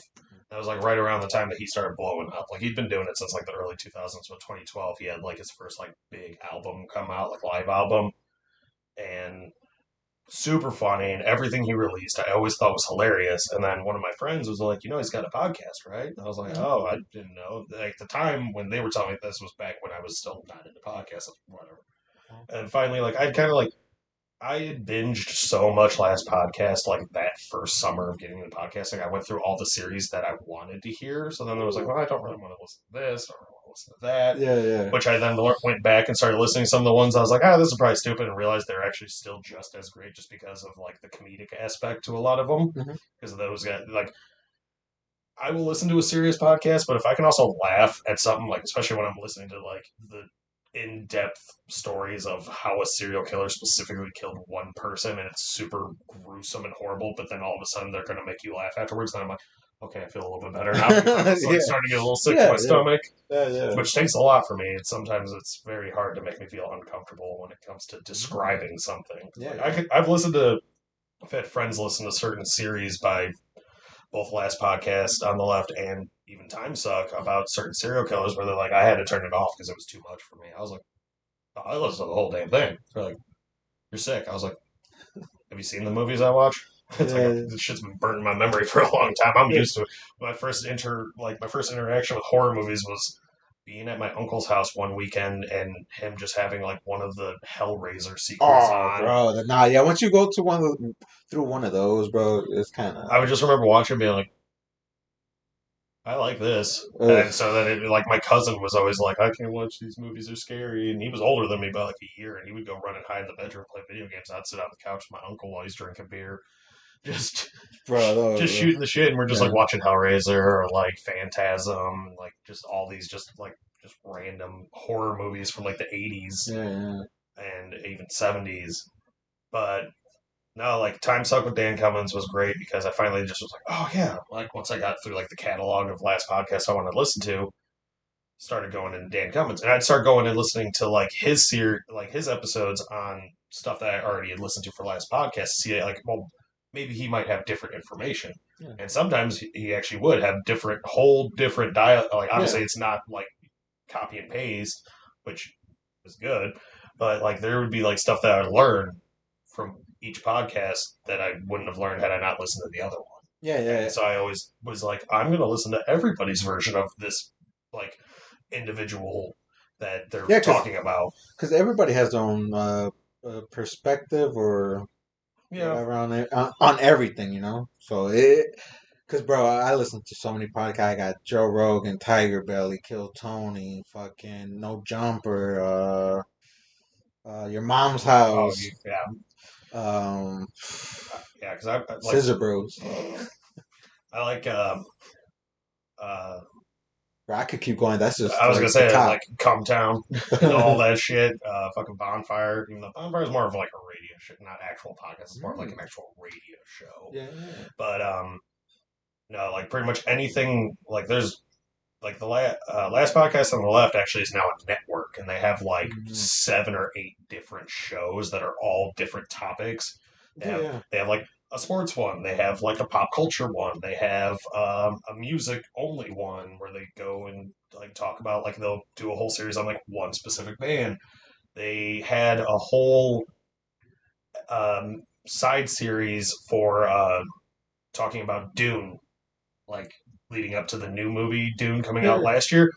And they did a whole series going through like the actual story of the books and talking about it, and then talking about like the video games that were made about Dune, and then like the TV series that came out for Dune, the movie, like the David Lynch Dune, the Dune movie that never happened, and then they actually they finished up the series right before the movie came out. Then they did a final episode after the movie, which was their review of it, comparing it's like from everything they talked about to what they saw. It's like, well, how good was it compared to the book? And it was really interesting. And so, like me, I got super into Dune right after I saw the spice. He who controls the spice. But no, like man, like I loved the David Lynch Dune because it's just I like David Lynch. I haven't seen the old movie. I haven't. I never read the books. I never read any book. And Hey, I that's what haven't I was seen. saying earlier. Audible, man. I I switched to know. Audible, and I have a better chance that way. that's how I get through books. I've Mm. gone through the first 6 books of Dune, which Damn, there's all 6 books. Holy shit! I thought it was six one big book. 6 books of like the main story, and then the original author, when he passed away, his son and another author took over and started writing like a bunch of prequel books and side story books for Dune. Wow. There's Yeah, I like didn't there's know. like 17. Holy shit! Yeah, I haven't got to those yet because a lot they're like, yeah, I mean, if you Wow. want more lore, go ahead. But at the same time, it's like I got the main story down. Yeah, yeah. So like I went and I listened to all of the Dune books before the movie came out, so that I was the person who was sitting there and I was watching the movie. I was like, well, this doesn't happen, but I know that this part. Oh, maybe this. Oh, that did it. Oh, they showed, and I was like doing that, and I actually did a movie review with Brown Sausage for Dune because he On the Screw City. no, we did it on his channel on Brown Sausage Oh, on okay. YouTube. Daniel Peters, he yeah, him and I did that, and we're actually like super stoked to do the second one, but we got to wait a whole another year because the Dune that just came out was only part 1 of the actual first book. I thought part 2 already came out. No, Holy part shit! 2 comes out next year. Holy shit, bro! Oh, But at the same time, not really up to my movies, man. Nowadays, I'm really I'm so behind on all that. Like, yeah, ask me about anything about the Marvel movies. I don't know. yeah. I'm so fucking Brian. I'm a huge fan of Marvel I like Marvel. I just got to the point where there was just so many movies coming out, I couldn't keep up. Like literally, I think the and last shows. yeah, like the last one I truly watched was Black Panther. Mm, So it's like everything from Black Panther on, I haven't watched, mm. or I've seen like scenes or portions of it because it was on TV. Yeah. What your thoughts on the trailer? It made me cry, bro. Well, not cry, but it made me tear up bad. Oh, the Black Panther 2 Yeah, trailer, it was tough. It was yeah. definitely just like, damn. Like you know what you're gonna go in. You're gonna go in there at least tearing up. Yeah. Yeah, Just immediately, like as soon as it starts, it's going to be heartbreaking because like Chadwick, what's his last name? Bozeman. Yeah, like Bozeman. Yeah. I think so. dude, he like everything he was in Is was good. always good. Like Yeah, he's just a phenomenal actor, and it was just yeah. really sad to just be like, man, he kept that shit secret the whole time, and then just happened to finally take his life, and that was heartbreaking. Like it was rough, and To tell you the truth, bro, obviously he was gonna know because shit like that you feel, mhm, So I feel like he kind of mentioned it to the Marvel or Disney or yeah, whatever, and they kind of prepped. he had to. He just kept it private outside of business Yeah. and the public. So I think, and with that being said, bro, I feel like that's why they give you that trailer so you can expect to feel some emotion. Yeah. In that motherfucker, bro. Especially with the fact that they didn't show her at all in the suit, so like, which is the Mhm. right thing to do. Yeah. Unlike my biggest gripe of any comic book movie trailer ever was Batman vs Superman: Dawn of Justice. Ooh, I bet. I mean, I'm not a fan of DC. I don't know too much of the lore, I bro. am But more. I like DC for specific characters, oh, but bro, I that am more. motherfucker's real, bro. Have you seen their animations, Yeah, bro? like dude, Brutal. the animated They don't sugarcoat shit. like I Fuck. love. I love the DC animated movies. Like Yeah. you watch all those, and those are all amazing. Like especially like the Justice League Dark with like Constantine and everything. Like those are sick. Yeah, dude. I seen And snippets where I was like, whoa. and then even some of the Marvel ones that you find like the more like adult Marvel animated fucking shows that they have like on. I don't think they're on Disney, but they used to be on like Hulu for a long time. And I'd watch some of those, and I was like, well, damn. I was like, these are better than some of the movies that have came out. But yeah, no, Batman: Dawn of Justice. That trailer came out, and like the first few trailers were like, all right, cool, like this might be interesting. And then all of a sudden, when they released like the final trailer and they show you the big spoiler of Doomsday, you're just like, had you not shown me that in the trailer? This movie might have been better, but knowing that Doomsday is going to show up, I was mad. I was very angry when that whole. I went and saw it, and I was just like, Bro. If I didn't know Doomsday was going to show up, that movie would have been way more exciting. Yeah. Because I wanted to see who was gonna win because in the comics, technically doesn't. Batman wins the first, or actually wins. Yeah. He killed Superman. It's the smart way. That's where intelligence over bronze or what's that? Bronze over brains over brawn. Yeah. Like holy shit. But dude, when I first saw the movie, I thought it was dope because visually, right? Visually, it's a great movie. Yeah. I did not know the why the fuck are you blaming Superman for bullets? Yeah. It's dude, I did not notice that. I was like, wait, why the fuck are they blaming him when there's clear evidence that, like an army or whatever used guns? Not him. It's just one of those stupid ass things where it's like, bro, it's one of those dumb things where it's like, oh, well, it's all about imagery and it's about the idea of like, if you compare it to actual real life outside of the movie, you can blame it out. And it's like, I don't think it works with Superman because Superman isn't something that's real right now. Yeah. That's like sitting there and like comparing, like talking about The Boys and saying that, like Captain America is the reason why terrorism is a thing. Yeah. Or like obviously me referring to Homelander and The Boys being like actually kind of a domestic terrorist, but still, that's the point. Dude, The Boys, have you seen it? I haven't finished it yet. I'm literally on like the last 2 episodes right now. What are your thoughts on it? I'm loving it. I'm mad that I just started watching it literally like 2 weeks ago. Dude, it's so good, bro. Oh my! It is the best idea of because I watched Invincible on Amazon first. Another good one. And Invincible was amazing. And everyone's like, "You like Invincible?" I'm like, "Yeah." Like, why haven't you watched The Boys? I was like, "I don't know." And then one day I randomly I got home from work and I work second shift, so I get home like I said 11:30 at night, 12 o'clock. And like sometimes I have friends who are up that want to play video games, and then sometimes I'm just like, "Oh, no one wants to play video games. What am I gonna do?" I'll put on bullshit TV. Yeah. And then finally one day I was just like, I got Prime. I don't really use it for anything. I'm paying for it. Might as well watch The Boys. And I knew this was right as season 3, I think, either just came out or was about to come out. Okay. So literally whatever, a month ago. And so I finally was like, all right, let's watch this. Let's see what's up. So I start sitting down. I watch the first episode. And the first 5 minutes when A-Train runs over Huey's girlfriend. I was just like, why haven't I started this sooner? I understand why everyone's mad at me because this is right up my alley. Superheroes, but gore? Hell yeah. Dude, and the reason why I watched Incredible was because, Invincible. Incredible? You're thinking about Mr. Incredible. Yeah. It's because, the scene where, what's the dude's name? The father? I can't remember his character's name, but yes. Yeah, he kills the whole Justice League lookalike. Bro, so it was literally just the whole episode is fine, and you're just kind of like, all right, cool. And then the last 3 minutes of that episode is him brutally murdering all of them, gory as fuck. Because everything was fine up until then. There was no gore. There was a couple swear words thrown in there, and you were just like, "Oh, this is going to be a TV 17 show, a PG-13." PG-13, right? Yeah. You're just like, this won't be anything crazy. And then all of a sudden, you're just like, "What? Why did he literally just melt that person's face?"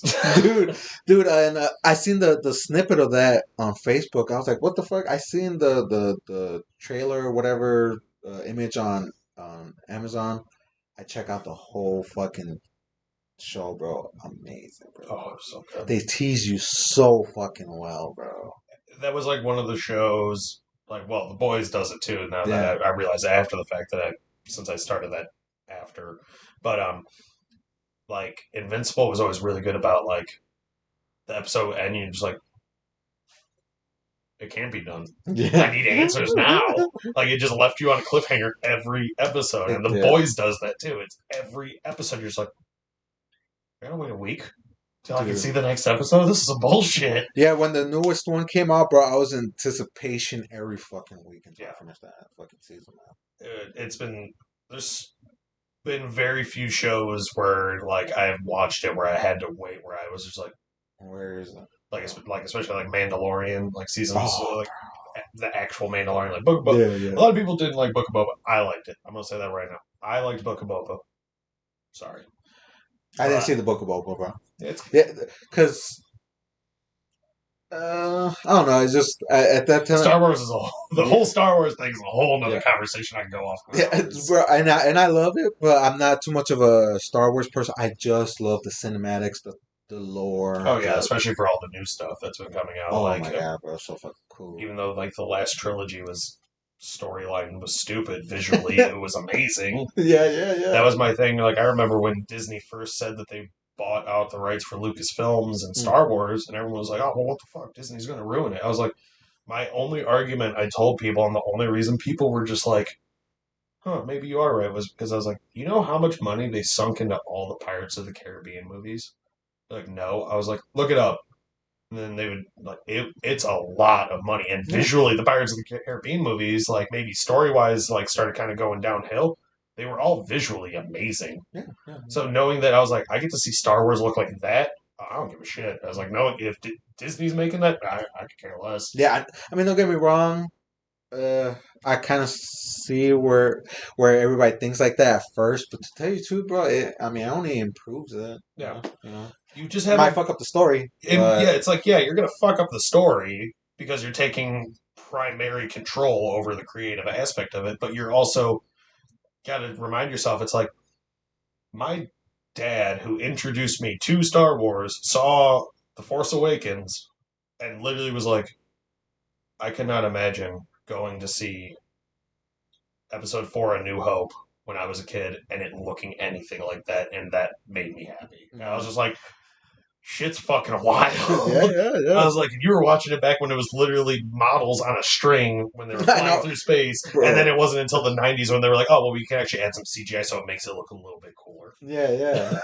Dude, I remember seeing movies when I was little as fuck, thinking, "Wow, bro, I can't believe I'm watching this." And when you're older, you're like, "Oh, bro, it's shitty." Yeah, shitty like you sit there and you watch like, oh, fuck, what was one of the? There was a movie I watched recently for the first time since like my childhood, and remember it being just like absolutely like, well, actually a good one. The watch the. When was the last time you watched the first Shrek movie?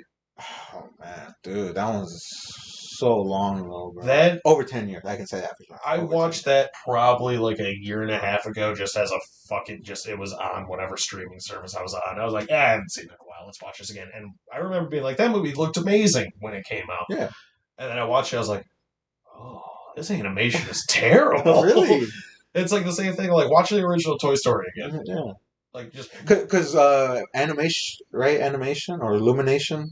Illumination's that's it's Pixar, right? Pixar is the one with Disney. Illumination was for I can't remember. Which one's Toy Story? Toy Story is Pixar. Yeah, dude. Like those people, those companies, bro. They have good animation. Illumination is DreamWorks. That's what it is. I think. I think they're the ones who do like Despicable Me, Minions, all that. Oh, okay, yeah, no, yeah. Pixar is all the Disney ones, Toy Story, and. But I haven't seen the old ones, bro. So I don't know. I may be wrong because I remember watching it totally different, but like it being completely scared. Yeah. Now watching it, it's kind of like it's scary still because of the main actor clown, but. Are you talking about the original? Yeah, the original. Oh, like with Tim Curry? Yeah. Oh, yeah, no, back in the day it was terrifying, but then knowing, like, how I knew Tim Curry as I grew up. Yeah. And, like, seeing, like, all the goofy roles he was in, like, Rocky Horror Picture Show, like, way later in life, and I was just like, he's a transvestite. No, Dr. Frankenstein. Yeah. This is weird, and then, like, knowing all the other things, him being Nigel Thornberry, and then being like, I was scared of that dude as a clown. And then you watch like the new It, and you just go, "Oh, yeah, that's actually terrifying." That was one of the last movies that made me jump when I was watching it. Really? Yeah. The It Chapter 1 made me jump super hard a couple times. I was not prepared for. I don't like jump scares though. That's why I love horror movies. There has to be a real goddamn good reason I'm going to go see a horror movie in a theater. I don't like it. I don't like the loud. I don't like the overly loud, and I don't like the crowd. Yeah, same here. But I just don't like the crowd. But then the loud noise too, like if you're right next to the speaker. Oh yeah. No, man, we've been all over the place. No, but it's interesting, man, for real, because I'm a endless like pit when it comes to talking. I was like, you can say like something random, be like soccer, and I'll talk to you about soccer for like 19 minutes about what dumbass information I have on that, just because I like keeping conversation going. I feel like I also kind of feel bad because it's like I keep going off on different tangents on stuff. I was like, was there anything that we missed that you wanted to ask? Was there anything you wanted to go back to? Oh yeah, bro. And again, like that always comes to it. Like obviously we do get distracted. That's fine because you're always welcome back, Well, bro. yeah, Yeah, this is yeah. always just, and that's it's a hangout, and that's why I like the more like conversation based podcasts where like kind of like with us too, like if we can hold a conversation and just keep going, that's why like sometimes we release an episode that we're just like we recorded 4.5 hours and we were able to Nice. cut it down to like three and Yeah. or like 2.5. We're just like, holy shit. It's like because there's just some people will get on that we just talk and talk and Yeah. talk and talk. Like this is the second podcast that I have now featured on since starting my own podcast. And the You started your own podcast, Screw City, or yeah, when oh, we started the okay, Screw City okay, podcast, me and Chevy, because going back to that real quick, yeah, yeah. Shibby and I finally got together. We're like, let's do it. We had an idea. Well, I had an idea, and let's just say my idea was good, but then it came to a point of realizing I was like, there wasn't much of what my idea was going to work out to. Mhm. I wanted it to be like, especially based around like coming up with the name Screw City Podcast. I really wanted to do it very Rockford based. I wanted it to be very, very about Rockford. Like it was just like kind of like the idea. I thought it was like new. I thought it was something to be awesome. But then over time, like it turned into something. Well, it turned into what it is today because Shibi and I were sitting down. We're kind of like, all right, this is the idea. And like he agreed. He's like, let's do this. And then I got Max, who in like the first what like or like 10 episodes he's never on camera because he was always behind, Yeah. and we joked about him being a robot not being real because then he finally was like, well, I can just record on my webcam so then you can see me through the webcam and then you guys are on the camera. Mhm. And I got him to kind of like do more of a producer role. He was going to be like the soundboard. He literally bought the soundboard we use and originally planned on never speaking.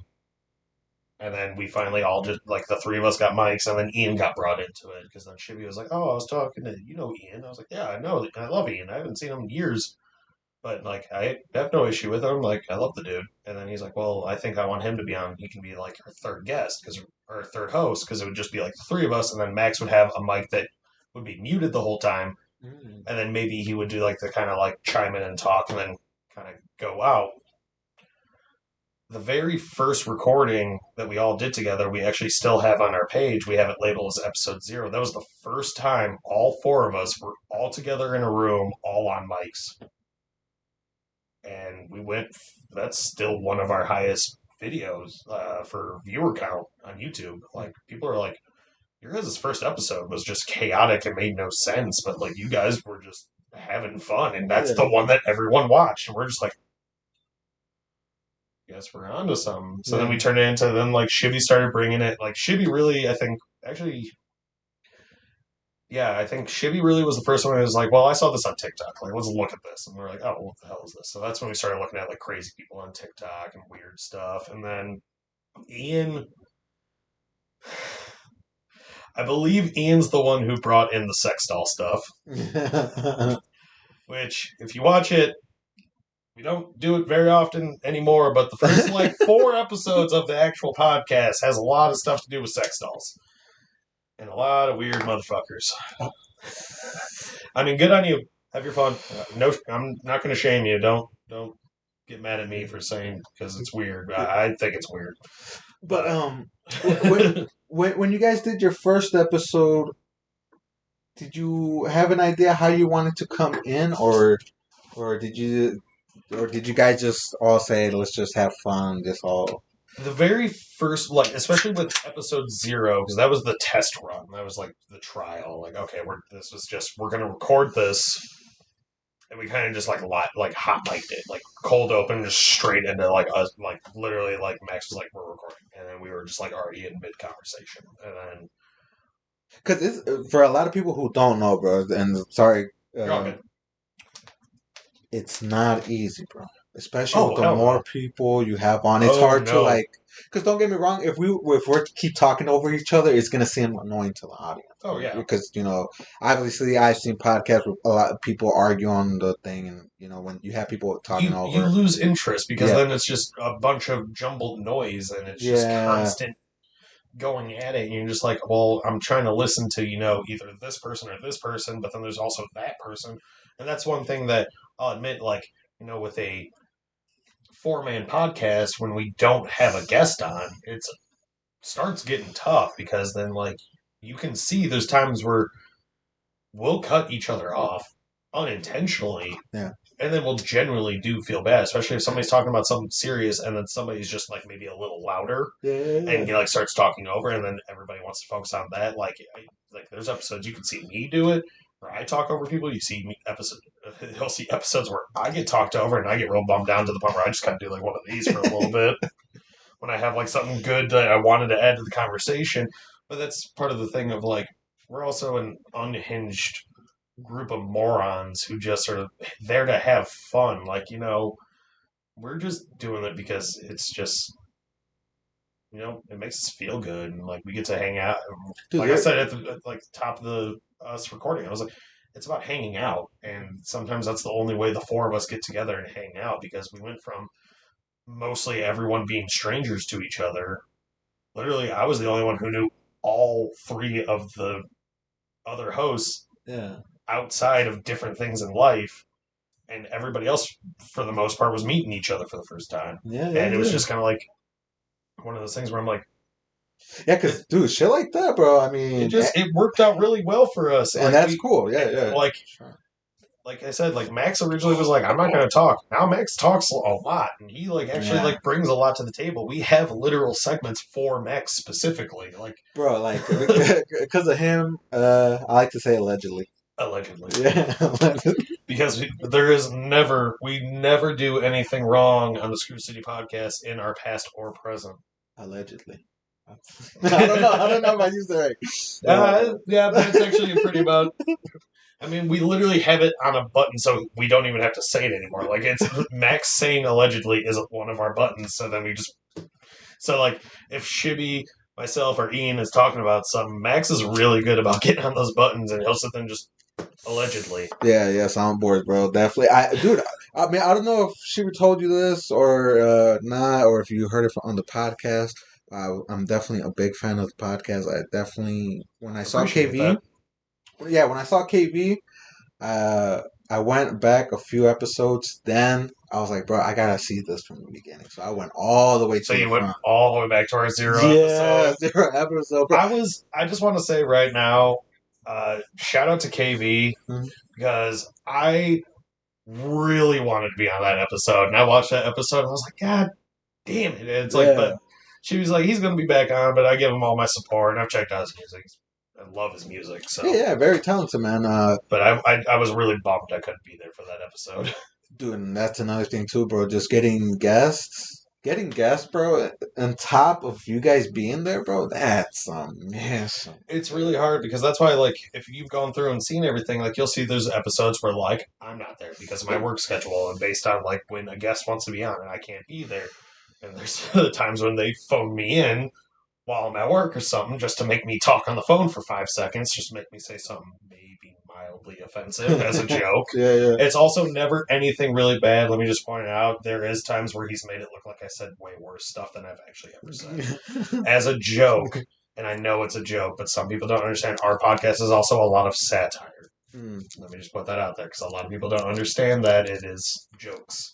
Yeah. And that's hard to come...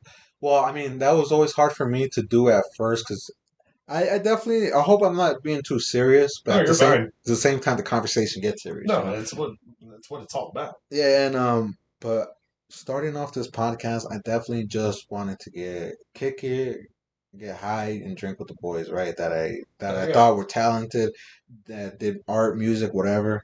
That was like literally when you told me, and like I added my name to this board. I'm looking here. I was like, oh yeah. I was like, no Tune. You know Tune? Shout out Tune.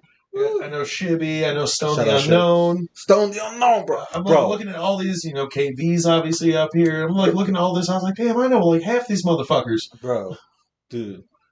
You got a lot of talented people who've been on here. I'm I'm kidding. I'm a Stone the Unknown groupie, my dude. Oh my god, bro. I love his music. I love Stone the Unknown. I also obviously am a big fan of Don't Get Comfy, his metal band. Those all the guys in that band are also the homies. Yeah, I haven't checked out their music, but because I love Stone the Unknown's music, uh, I I definitely fuck. I definitely fuck with them. Yeah, Tom's a great dude. I love him. Yeah. What up, Tom? If you watch this, I love you. Yeah. As I hit my face on the microphone. Where are we at? Where's the cousin? Because we went into talking about podcasting, then we oh yeah, I mean just doing podcasting and not being easy, man. Like no, it was really hard because like especially something when you watch like the first like first like dozen videos we did, like episodes, like you could see like we would get to that point where like when like, oh hey Max, pull this up. mm-hmm. And like we all sit there and just be quiet staring at the camera, like kind of just like not doing anything. It's like vamp. Like that's our big thing. That's another one of our jokes. Vamp. Like nothing's happening, vamp, talk, keep people like listening. We don't need 45 seconds of silence. Yeah. And that's like a real like that's something that I still struggle with because depending on the mood or what we're going on with or like like where we're at and what we're doing, I don't know how to like either continue conversation but then or continue conversation based on what we're in the middle about. Yeah. Like especially when like it'd be like Shibby would be like, hey yo yeah, pull up that video, and then it's like Max's computers may be like going a little slow because of the internet, and then we're just like all waiting. Mm-hmm. That's why we started getting better about preloading, so we can do less vamping. But we've gotten a lot better with vamping. Like we've actually like, especially when Max is focusing on computer related stuff, and then me and Shibby and Ian are all able to actually be like talk shit to each other the whole time. And I'm not gonna lie to you, man. That's something I really get jealous of because me, bro, I'm a one person podcast, bro. Hopefully by the time this comes out, I have somewhat of a crew, or I have somebody that helps me out, man. Hopefully, an upgrade by the time this video comes out. But man, dude, like I said, I definitely do feel jealous because it's all on me. If I shit it, I shit on my like self. Like if I'm conversating with a guest and I just run out, that's on me. Like. I'm the only one that can create the awkward moment, right? But if I had somebody else here, he could have been like, or. And it's not easy. It is so tough. Like if anybody thinks that putting yourself, especially if you do it like you have the podcasts that are all audio, where sometimes it's a little bit easier. Oh, yeah, that's way because you can edit it. You like editing audio. You can make it seem like there's never a break when it's. But when there's video, then you have the awkward moment of being like doing like one of these and. You're just kind of like, all right, well, is it going to be weird if we like hard cut to all of a sudden this? And it's like, yeah, sometimes. No, when it's video, bro, you can tell a hard cut.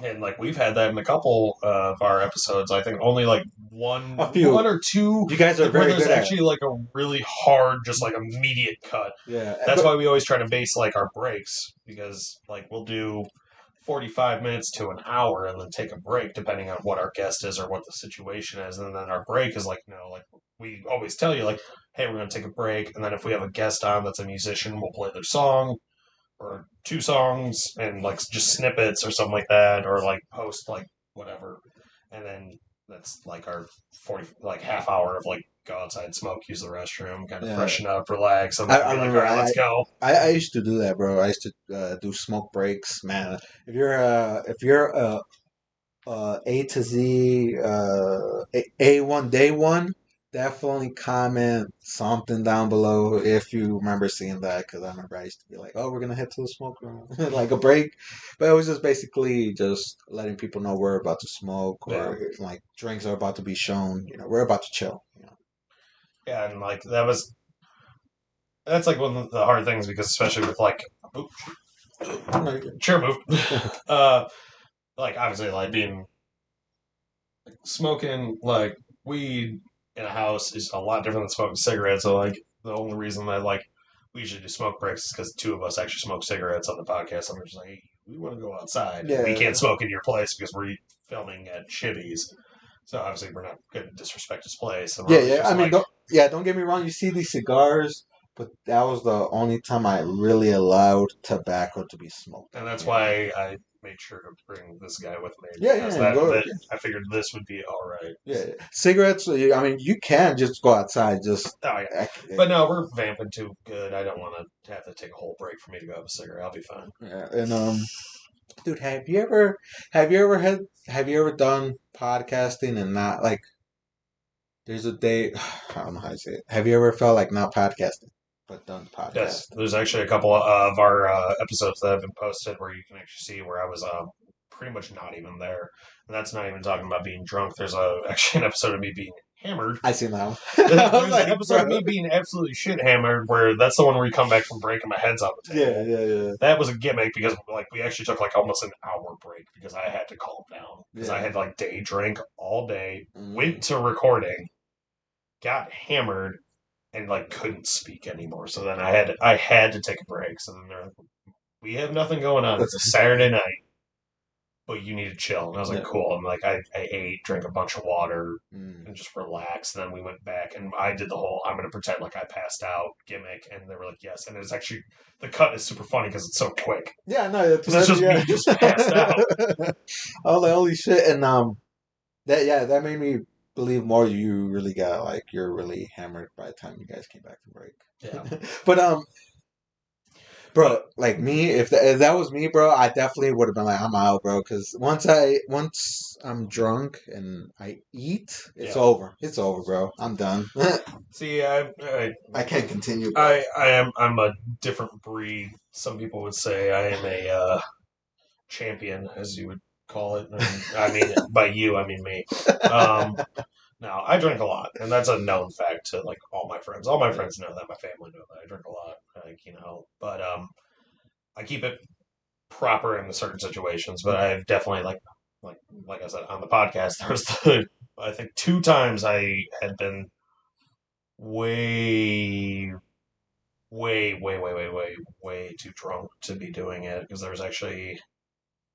I don't know if should be talked about it, but there's an episode, or if he told you personally, there's an episode that will probably never be released that was recorded. Is that episode 12? Oh no, that was something else. No, there was a different one. There's 2 episodes.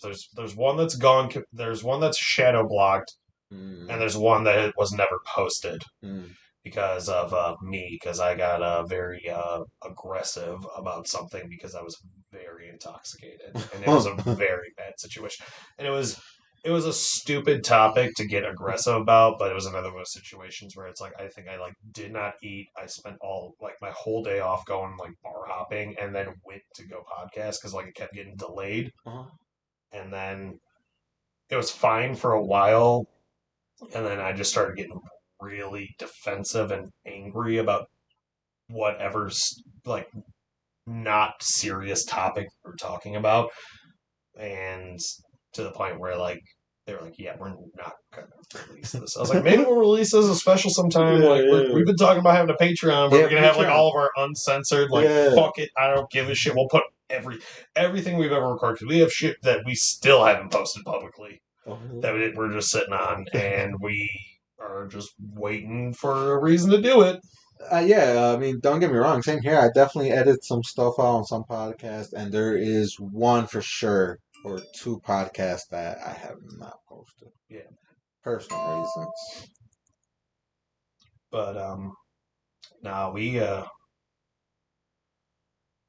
don't know. It's just I lost my train of thought. Yeah, I know. Yeah, me too, bro. I kind of was just like, wait, what were we on before this happened? No, you're good, man. Yeah, because I did ask you, have you ever not felt like podcasting? Yeah, I know. Yeah. Oh, that's where we got started. Yeah, but there's actually 1, maybe 2 episodes where you can see my demeanor the entire time in the episode. I didn't talk very much. I think there was like none of the topics had anything I was like kind of really interested in, and I think I was just mentally just like in a really bad state. I was like just probably going through like a weird depression phase. Yeah. And I literally just like showed up and I just like pretty much sat there, like said a couple things, tried to make a joke, and I think it was like I tried to make a joke in one episode that like everybody just kind of was like haha, or like not even haha, they just kind of ignored, and I thought it was actually like kind of fitting for the situation. And it just bummed me out, and I just pretty much like proceeded to sit for like the last like 30 minutes and just didn't speak. Yeah. Well, I feel like I didn't really notice a specific episode exactly like that, man. Because I feel like everyone does have their moment where they're not really talking on the pod, you know.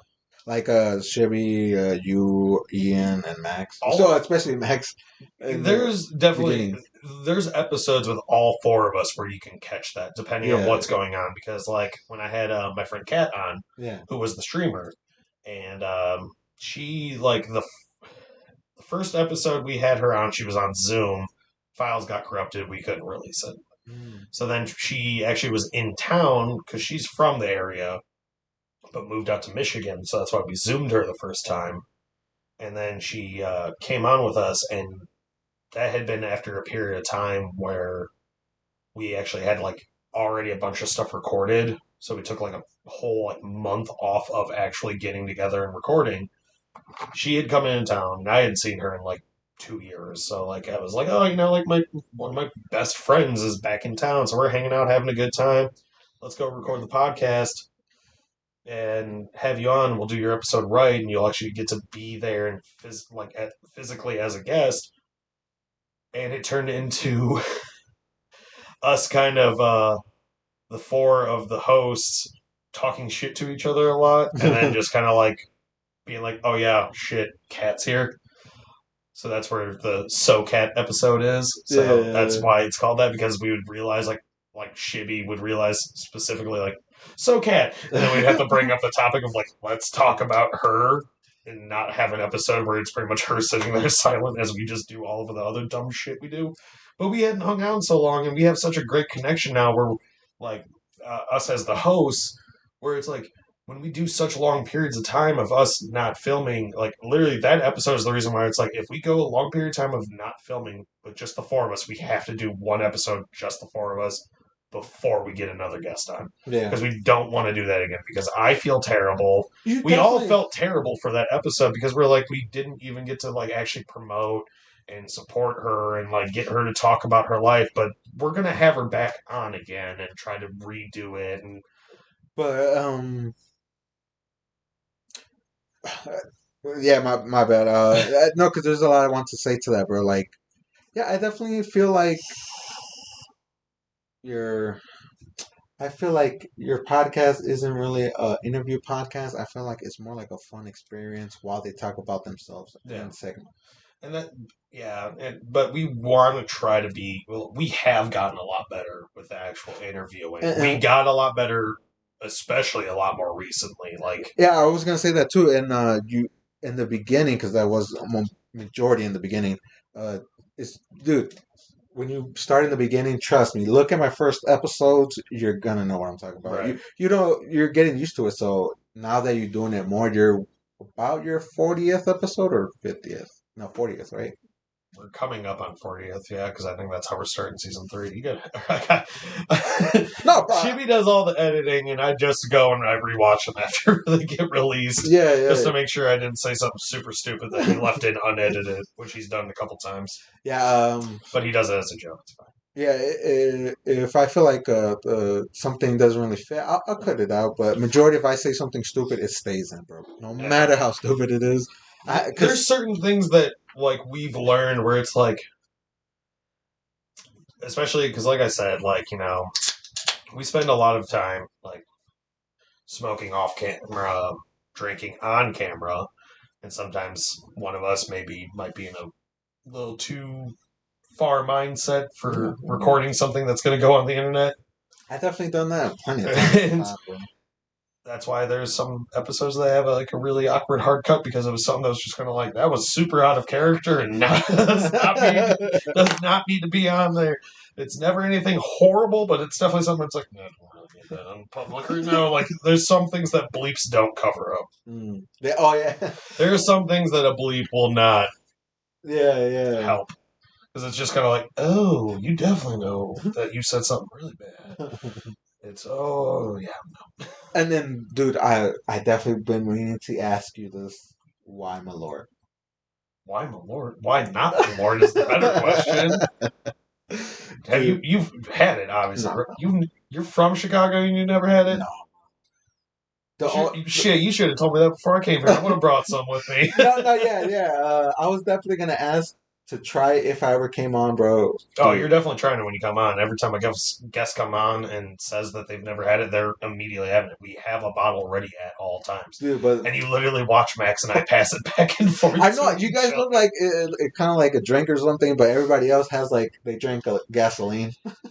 It doesn't taste great. I'm gonna be like, I drink it a lot on the podcast, and I don't know why, but I don't know if it's the fact that I like to be horrible to my body and put that evil in me, but it's.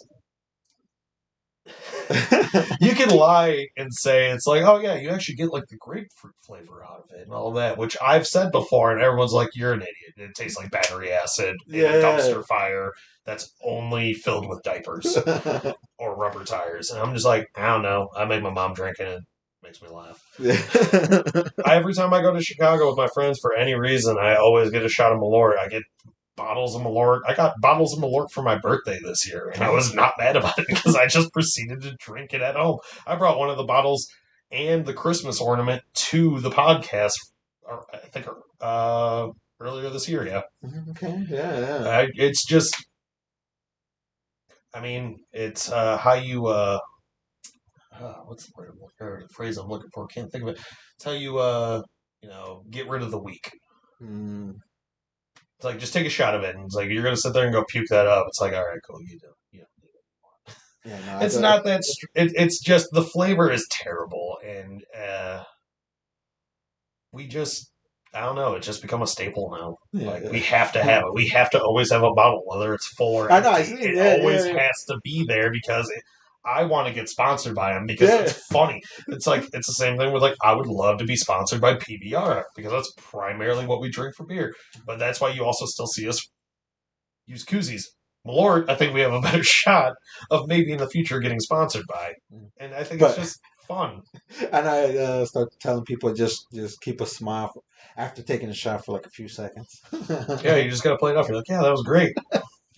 It's still not as bad as what Shibby has planned for when we do our big, we're going to do a big bash sometime here soon with a bunch of former guests. Do like a big party live podcast type thing. Dude, yeah, for just a certain number of episodes, because my 100th episode, bro, I think I want to do like a music event, and also have like artists there. Oh, that'd be super cool. Dude, yeah. I don't know if there was really like a specific, like Shibby knows more of it. He's the one who came up with the idea, but we want to do something where we want to find hopefully a place that we can get either for free or somewhere cheaply to rent, and we just kind of want to like just be like, Screw City Pod, like party. I don't know, a few spots. But the to pay, I don't know. Right. Yeah. Because like we have like people who like we also could like just be like, oh, like we can get like a house like from one of our homies to like let us like just come have like a house party, but then we'll also have like this podcast stuff set up, and then we'd do like segments where it's like throughout like the night or evening, whatever. We'd have like people come on and do like a 5, 10, 15-minute little like bit just to, connect and talk again and be like, oh, so how do you feel about like, podcast since you've been on, and just something simple like that. Yeah. I think a house is way better than like an actual building studio because studios have more restrictions. Stuff. I feel like, I don't know. Well, yeah, easily. It would definitely be more of like, because the setting we wanted to be is we still wanted to be a house party. We would still have like outside like guests who weren't on the podcast. We want like our friends to come and everything and have a good time, but also be able to be like, let's do a fucking podcast over the course of like 5 hours and just shorten it up and just watch progressively how the night goes, and having like people who were on before come back and talk and just bullshit with us. Something I've actually been talking with Ginger, who works at Stockyard, who he operates Weapons of Mass Production, which is one of the local like metal scene production companies, like getting a lot of good metal shows here, and actually getting some pretty big bands, like actually big bands from around the country coming to play here in Rockford. He has talked to me about wanting to do like a live podcast at one of the local shows at one of the local bars here, and maybe being able to talk to some of the bands and getting like the local bands, and maybe even when some of the bigger bands come in, maybe get them to come on and just do like 5 minutes with us real quick in between sets and just talk shit. I mean, I shit you not, man. That's the best way, in my opinion, to get a guest on that you might want to see. I mean, obviously, if you go to a little baby concert, just because you're there doesn't mean he's gonna talk to you. But like, Right. if you go to a bar where some local people or some maybe higher people that are touring at the time, they have a better chance of giving you their time because you gave them some of their time. And like the big thing with like the shows that they do, it's a lot more of the local bands where it's like some of the guys that like some of my friends who are in some of the other bands I haven't had a chance to get on. So like it'd be really cool to be like, oh well, this band or this band's playing. Well, we can give them like really quick little like maybe like 10, 15-minute moments where they can come on, talk shit with us in between sets, and maybe eventually get to a point where like the Screw City podcast hosts a show. Ooh. Potentially, I got to talk with the rest of the guys about it, but I've been in contact with Ginger a lot about trying to figure out something cool. Because that's the thing too, bro. It's a whole nother topic, bro. Like, even podcasts do like events and places, bro.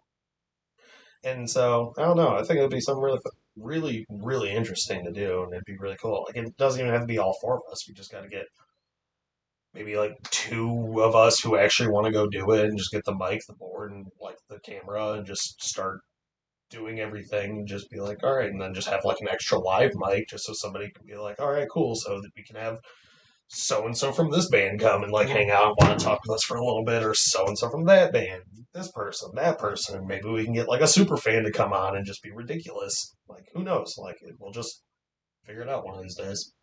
Yeah, something in the talks for probably maybe this winter.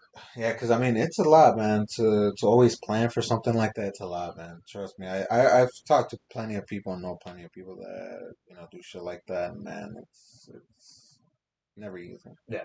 But it's fun if it comes all right or whatever. And like, there's so many people I still want to reach out to. It's like, do you want to come on? Do you want to like? Dude, like, there's people who are way bigger than us. I was like, would you be interested in maybe coming on and like talking with us? Because then that just helps with cross promotion. It's like you help me get out there, and maybe like the few like the couple hundred that don't know you might check you out, and it's like help us out. And it's like, but at the same time, like to me, the podcast is all still just about fun. I don't want money out of the podcast. I want to just continue to be able to do it and have fun. If for some reason somewhere in the future we can like make something of it more, that's awesome. But as of right now, this is just it's my release from work. My release, like my 2 to 4 hours of just peace from everything. Where I just get to hang out with some of my closest friends. I just get to talk shit. We get to record it. Sometimes make some really funny stuff. Yeah. And then just be able to leave and just go, I feel good about doing that. Like, I feel great today. Just leave it at that. Yeah, bro. Because at the end of the day, bro, it is fun talking in front of a camera. And just talking in front of camera about the shit that's happened since the last time you've been on camera, or just in general. Random note about going back to like the first time like trying to do a podcast and like being nervous about it, especially with your situation with like you're obviously on video just like we are. One thing I try to tell some of our guests who come on who are kind of a little nervous, I was like, the big thing is like as long as like we try to spend some time with the guest before we start recording, being able to talk to each other. I always just tell people, I was like, you have to not acknowledge that the camera is there. Just keep talking to you. Yeah. Keep talking to us. Keep talking to the host. Keep talking to the guest. That's what you have to do. It's like, this is the first time we met an actual person. Like, and I knew that we were planning on doing this, and I was super excited when Chibi like told me all about it. So I was like, yes, that's gonna be awesome. I watched this episode, thought it was super cool. Started watching some of the other ones. Yeah. I love the art piece. Like, Thank you. That was beautiful. Yeah, man. Definitely shout out to Jay Skrilla, man. He's the one that did the lettering. I did everything around. But no, it was. And dude, that started as a blank wall, man. And I met that person I just mentioned, bro, through podcasting because I had some of his friends on previously. Yeah. And then, he helped me out. And same with the other people on there, bro. Yeah. It's crazy, man. It's crazy and it's always fun. Some of them, are unexpected because, again, I went in the beginning. I definitely didn't know what I was really doing. Now, a lot of these people I was meeting for the first time. So we didn't really know either. Yeah. There's a lot of times where we just would go into an episode. There's a couple of our episodes where we all just kind of were like even with guests that were like, that was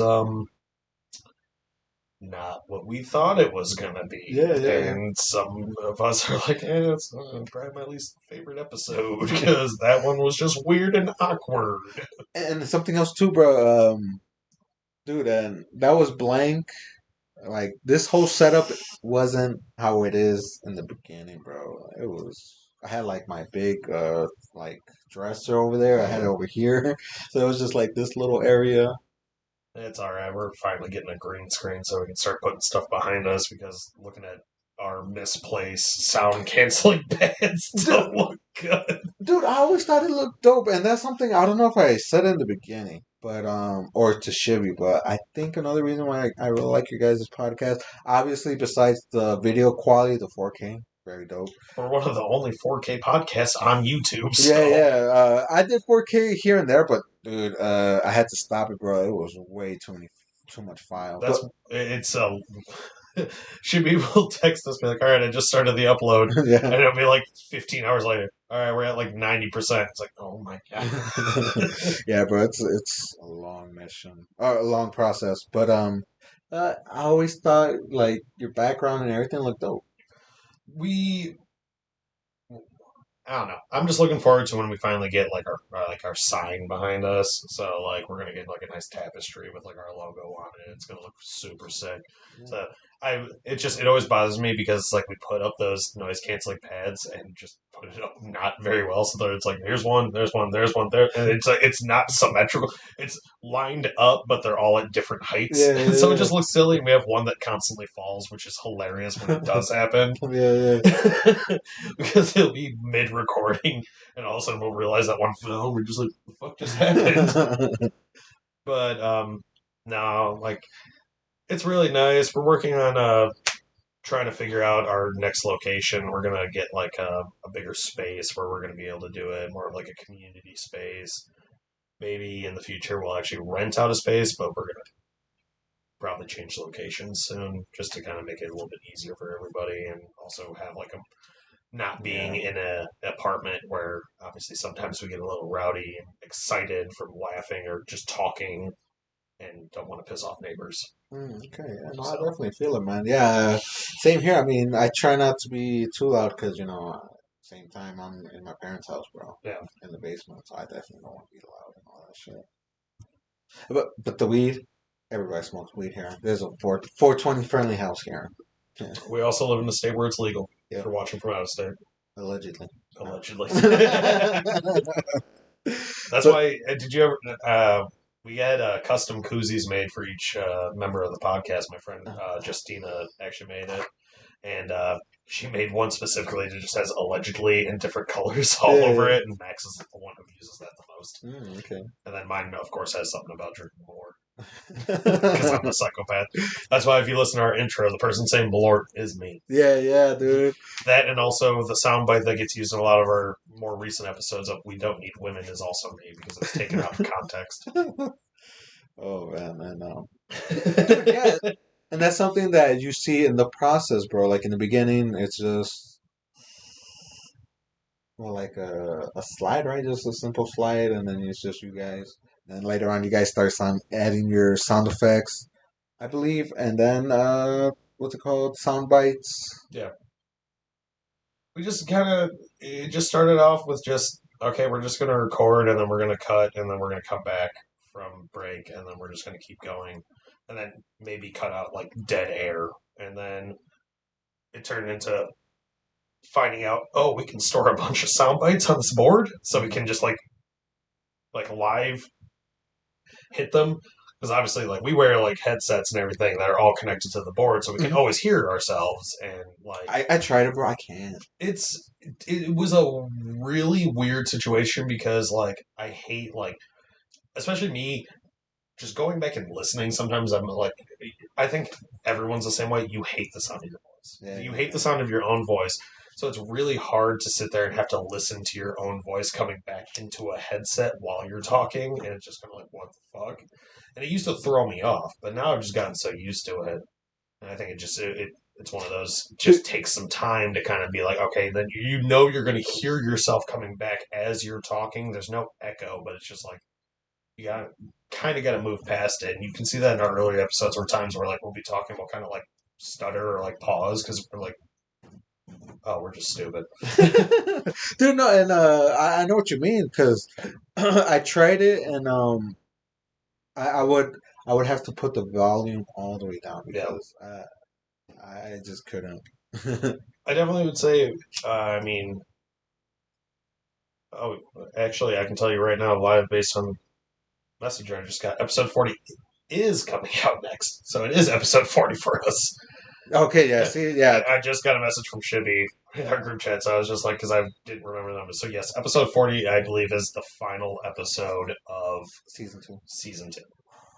And you heard it here. Ooh! Sorry, it's not live time or in time. I can give you the exact time, date, and latitude and longitude right now if you wanted it, and then that way you can go and find this house right now. I will not do that.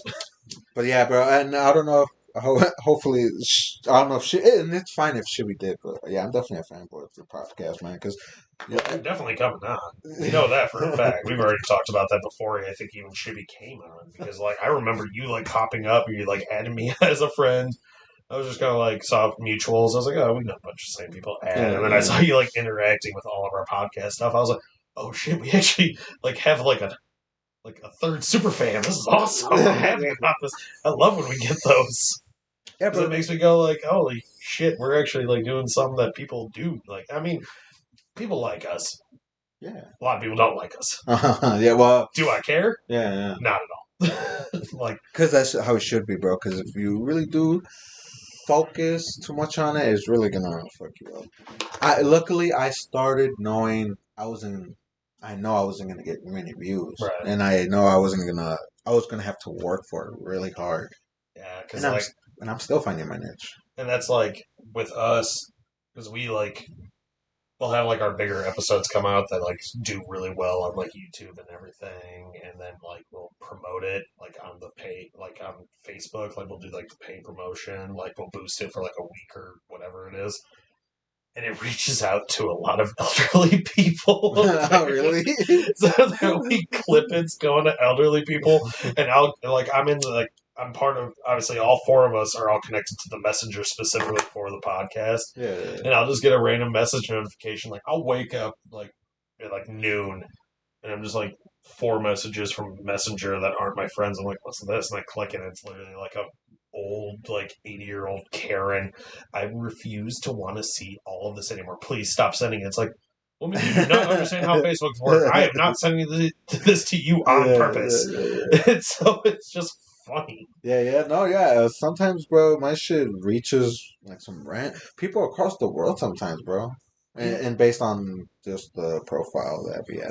I was gonna say, I think like our algorithm, like I think Shibby said he looked it up, and we had like a listen in like Brazil randomly, and I was just kind of like, fucking funny. Dope. Yeah.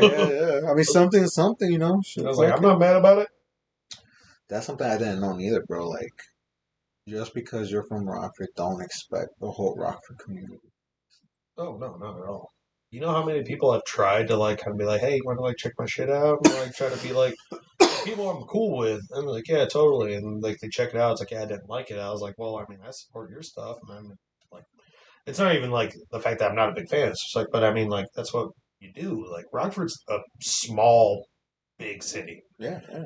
Like there's a lot of shit happening here. There's a lot of artists. There's a lot of musicians. There's a lot of like whatever. Like there's so Entrepreneurs. companies. Yeah, yeah. Like all small business, So, everything. hip hop. I don't know if you're interested in that, but like the hip hop love story or whatever in Rockford was just filmed. It's on Tubi or something like that. I didn't see that. Yeah, You know, it was a thing. yeah, I know. Yeah, It actually sounds interesting. I mean, I like anything that I can find. Like, I always like to see what like bigger promotion, like bigger companies, their view of Rockford. Like the fact that like what was it, The Bear that's on Hulu. oh yeah, They made references about Chicago, right? well, because it's in Chicago, and Rockford, they made references talking shit about Rockford, yeah. and I was just like, makes sense. Because like the few times that they like mentioned it, they're like, "Oh yeah, those nerds from Rockford are going to be showing up anytime." I was like, "True." Dude, I put that on my story, on Facebook or Instagram. Oh, that should have me dying. But I was like, whoa! But that's even shit like that. It's dope. It's fun. Yeah, yeah. It's like, but like acknowledgement. I would say. Yeah, it's just one of those things where I like sit here and I go like, going back to your question about like how do you feel about Rockford? Like, there's so much culture here still. It is a lot of they're just everything, like literally everything. Like being back when I was younger, all I cared about was like the local metal scene, like punk scene, pop punk scene, whatever that style of music, like that emo kid music, whatever you want to put it as. Like that's all I cared about. And then as I grew up and met more people and interacted with more people, I realized I was like, well, there's a fairly large like underground hip hop rap scene around here. Yeah. And there's so many people I haven't there's so many people I've met. There's so many people I haven't met. There's people I want to meet, and I'm just like, we have a lot of great music that comes from here. Yeah. There's a lot of great music made by everybody. But I didn't know this. I didn't know this before the podcasting. When I got into the podcasting, that's when I realized, wow, the art scene. The art scene in every aspect of art. Yeah. Is phenomenal. Especially like when you go to like the actual like fall and spring like art scene thing that we have here. It's mind blowing because you go to go walk around downtown Rockford and you go to different venues or different like bars, you go to different like just studios, restaurants, and there's somebody doing something. Benny's, like that. They're like a dry cleaner. Yeah, they're like a big hub of like different artists posting up in there. But there's always something going on. And yeah. I've seen like again in the summer, man. Like you walk downtown Rockford on a weekend, there's some musician just outside of some business, just playing, having fun, and it's always just really interesting and like or just weird underground shows. It's like, oh yeah, pay $5 and come here and you're gonna fucking check out some dope ass music for like 6 hours straight. Yeah, and I definitely gotta correct myself earlier. Because of Vic Monster, aka Vic Rivera, he's the one that opened up my eyes to the whole art thing in Rockford. A person that I hopefully he gets on your podcast. I definitely think he will be a dope person to have on. Oh, for sure. Yeah. Yeah, man. Yeah, Rockford.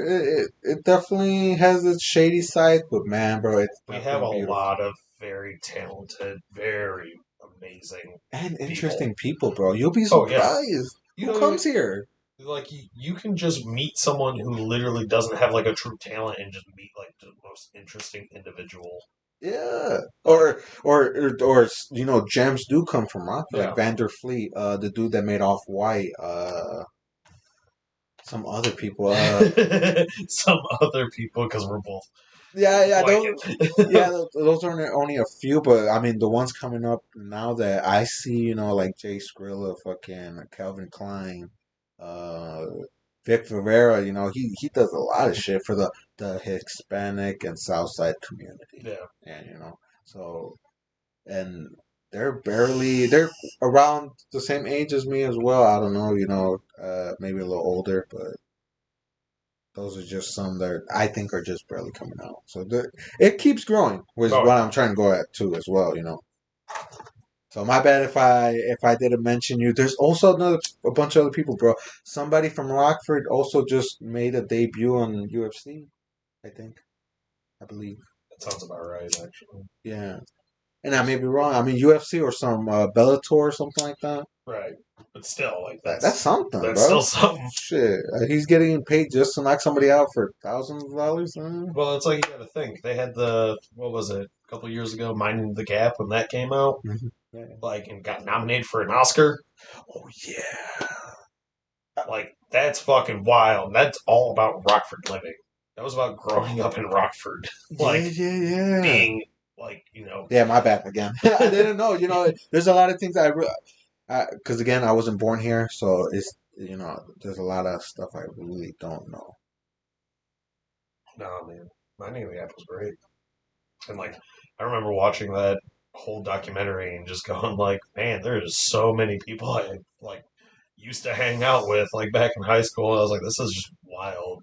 People back when I tried to be a little skater kid, and I was like, oh yeah, I saw them at the skate park. They're a hell of a lot better than me, and I would go and try not to eat shit going down a ramp when I was like 17. Yeah. But nah, Rockford doesn't suck as much as a lot of people make it out to be. Yeah. You gotta realize you can't just see the negative the whole time. You got to see the good in it. You got to see the talent in Rockford. Because There's there's a lot of talent in Rockford. a lot. Like you will not be disappointed going to any local show of any genre in Rockford. Like it's always going to be phenomenal. You can go to a local country show, local metal show, local hip hop show, and it's going to be good because we have so many talented people. Yeah. And you'll be surprised how like some people before they make it actually come to Rockford. Like, Oh yeah, G Easy, I believe he came to Rockford before he blew up. I believe. there's like you got to think like Snoop Dogg came here too. oh yeah, there's But he was already famous at the time. Yeah. there's especially like you get so many um, like for my aspect and like the metal scene or pop punk scene, there's a lot of like the Chicago metal bands before they got like where they are now. Yeah. They used to play in Rockford regularly, Mm-hmm. and because their Rockford following was better than their Chicago suburb following was, and just because that's how it was. The scene out here for like the you know early mid early to mid 2000s were always so much bigger for metal out here than it was in like the rich suburbs. So you get, I mean, I can see that. you get a lot of those bands who are just like, oh, we're not really kicking enough out here, and they come to Rockford, and all of a sudden they get a huge fan base. There has been a couple times where I've seen bands for the like play small local venues here, and then all of a sudden they're like second to last band playing at Warp Tour, which is a huge thing for like the metal alternative like emo kid genre. Mm. It's like that means a lot to know that all of a sudden they're playing like big shows like that at the like point in like the set that they are. And it's just like there's a pop punk band called Real Friends from Chicago that I saw play at Bethesda Church here in Rockford in the basement, and they made probably only like $300 for the show. Okay, Drove yeah. from Chicago, played $300, drove back to Chicago, or played for $300, went back to Chicago, and then a year later, it was while I was working at Hot Topic. Their shirts are being sold at Hot Topic, Oh and shit. they're playing Warp Tour, and they have big tours lined up with other big bands in their genre. I'm just like, what? I just saw these dudes Yeah. for $5 like a year ago, and I'll never be able to do that again. And it's just wild. Yeah, yeah, dude. I know, man. I definitely came across people that were gonna do something and just did my own thing, and then Yeah. later on they're like over here succeeding in their profession, bro. And Man. that shit, dude, that shit sucks because you could have been like, "Fuck, I could have learned from him, bro." Yeah, I've been in that situation a few times where I'm just like, God damn it, I should have done something different with my life. Yeah. But at the same time, I'm not mad where I'm going. Yeah. I'm happy. Yeah, I sure you not. I don't know how things would have been if I would have chosen differently. I definitely learned a lot, man, and I'm still learning. And I feel like that's gonna help me build what I'm building right now. Yeah. I don't know. Who knows? It might not even work, but I definitely do try to apply everything I learned. Oh, yeah. Especially from everybody I learned, like yourself, man. So, again, thank you for coming on. No, not a problem. I was happy to be on. I was super excited about coming on. Yeah. Because, again, I'm still working on what I'm doing. So there's times where, like, bro, we're at like 2 hours and 18 minutes. I have a tendency to make it, like, if I'm having a conversative, like, thing, it's probably going to go on a lot longer than you expected because I can keep going and I can keep talking. No, well, my goal is always to make it be like, man, what time is it? Oh shit, 2 hours! Holy shit, that's my goal. Right. Yeah. But man, but my fear is not making past an hour. Yeah. Then I feel like, fuck, maybe I crapped out. Maybe I shot too many questions and like emptied the clip, early. And that's how it like, especially now, like I said, being the second time I've ever been on something that isn't my own podcast. Yeah. It was really weird because, like, the the podcast I was on first was, or guested on first was, Maybe It's Spiritual. But shout out to those guys. They're awesome. My episode is really cool. It's all about the supernatural. It's about personal paranormal supernatural experiences I got to explain and talk about that throughout my life. And Raphael, the host, does a pre-interview with each guest to make sure if it's going to like work out, which I never thought of that before. And I've actually kind of like been like, all right, cool. With certain guests we're going to have on in the future, we're going to do that. Maybe like, especially if it's something where it's like we don't really know someone and we need to get to know them. It's like, well, let's just hang out with them for a little bit. I was on the phone with him. He wanted to just do a phone call, and we kind of like talked about like what we would discuss on the podcast or on his podcast, and then we were just like bullshitting for a lot of the time. But he was like, "Oh yeah, normally my episodes are about like an hour and a half at the most." And we were on the phone for our pre-interview for like 3 hours. Holy shit, yeah. And he was like, "Dude, you have so much stuff to talk about." I was like, "Yeah." He's like, "And also, I can just carry a conversation with you, and I'm enjoying this so much. Like, this is probably going to be the longest episode of my podcast ever." And I went there. And so he was like, "Oh, yes, you're 100% being on." I was like, "Sick, can't wait." So I went on and did it with him. And yeah, it was about just shy of 3 hours, I think we recorded. That all got posted. I mean, obviously, I'm still gonna edit some stuff out, but man, I think this might be low key the longest episode as well. I'm gonna make my goal every time I feature in someone else's podcast. I'm gonna make the longest one possible, and also make it the most pain in the ass to probably edit. Nah. But I mean, yeah. Again, I don't want to keep you on too long because at the end, man, I just hope you just had a great time. Oh, I had an absolute blast, and I can't wait to come back in the future. Yeah. I'm definitely coming back. Yeah. So if you were worried about it, I'm 100% coming back. Yeah, for sure. I want to come kick it. Yeah, because again, I just got my third mic, so if you and somebody else on the podcast want to come on, I'm definitely down, bro. Yeah, maybe I can get Ian to come out or something. Yeah. Maybe Max. It might take a little bit of convincing, but I might be able to convince Max to come out if I say I come with. Yeah. I mean, I'm definitely.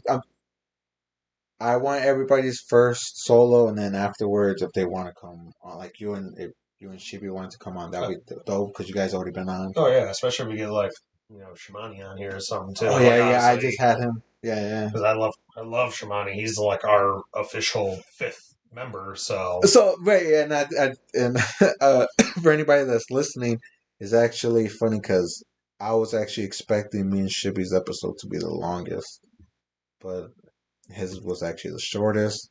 SJ was longer, and yours is the longest. Yeah. So for the Screw City related people, I win. Yeah, I know, right? But we still got Ian and Max. Yep. Hopefully when they come on, I could do the same thing I did with them. For sure. I know me and Ian got some things in common. Oh, just a few. I've been literally staring at them over here. Like looking at them like, oh man, Ian will be very happy to sit in this seat. Yeah. But man, yeah, man, thank you guys for, if you guys are still watching, thank you guys for staying tuned. Definitely stay safe until next time. Oh yeah, always. Yeah.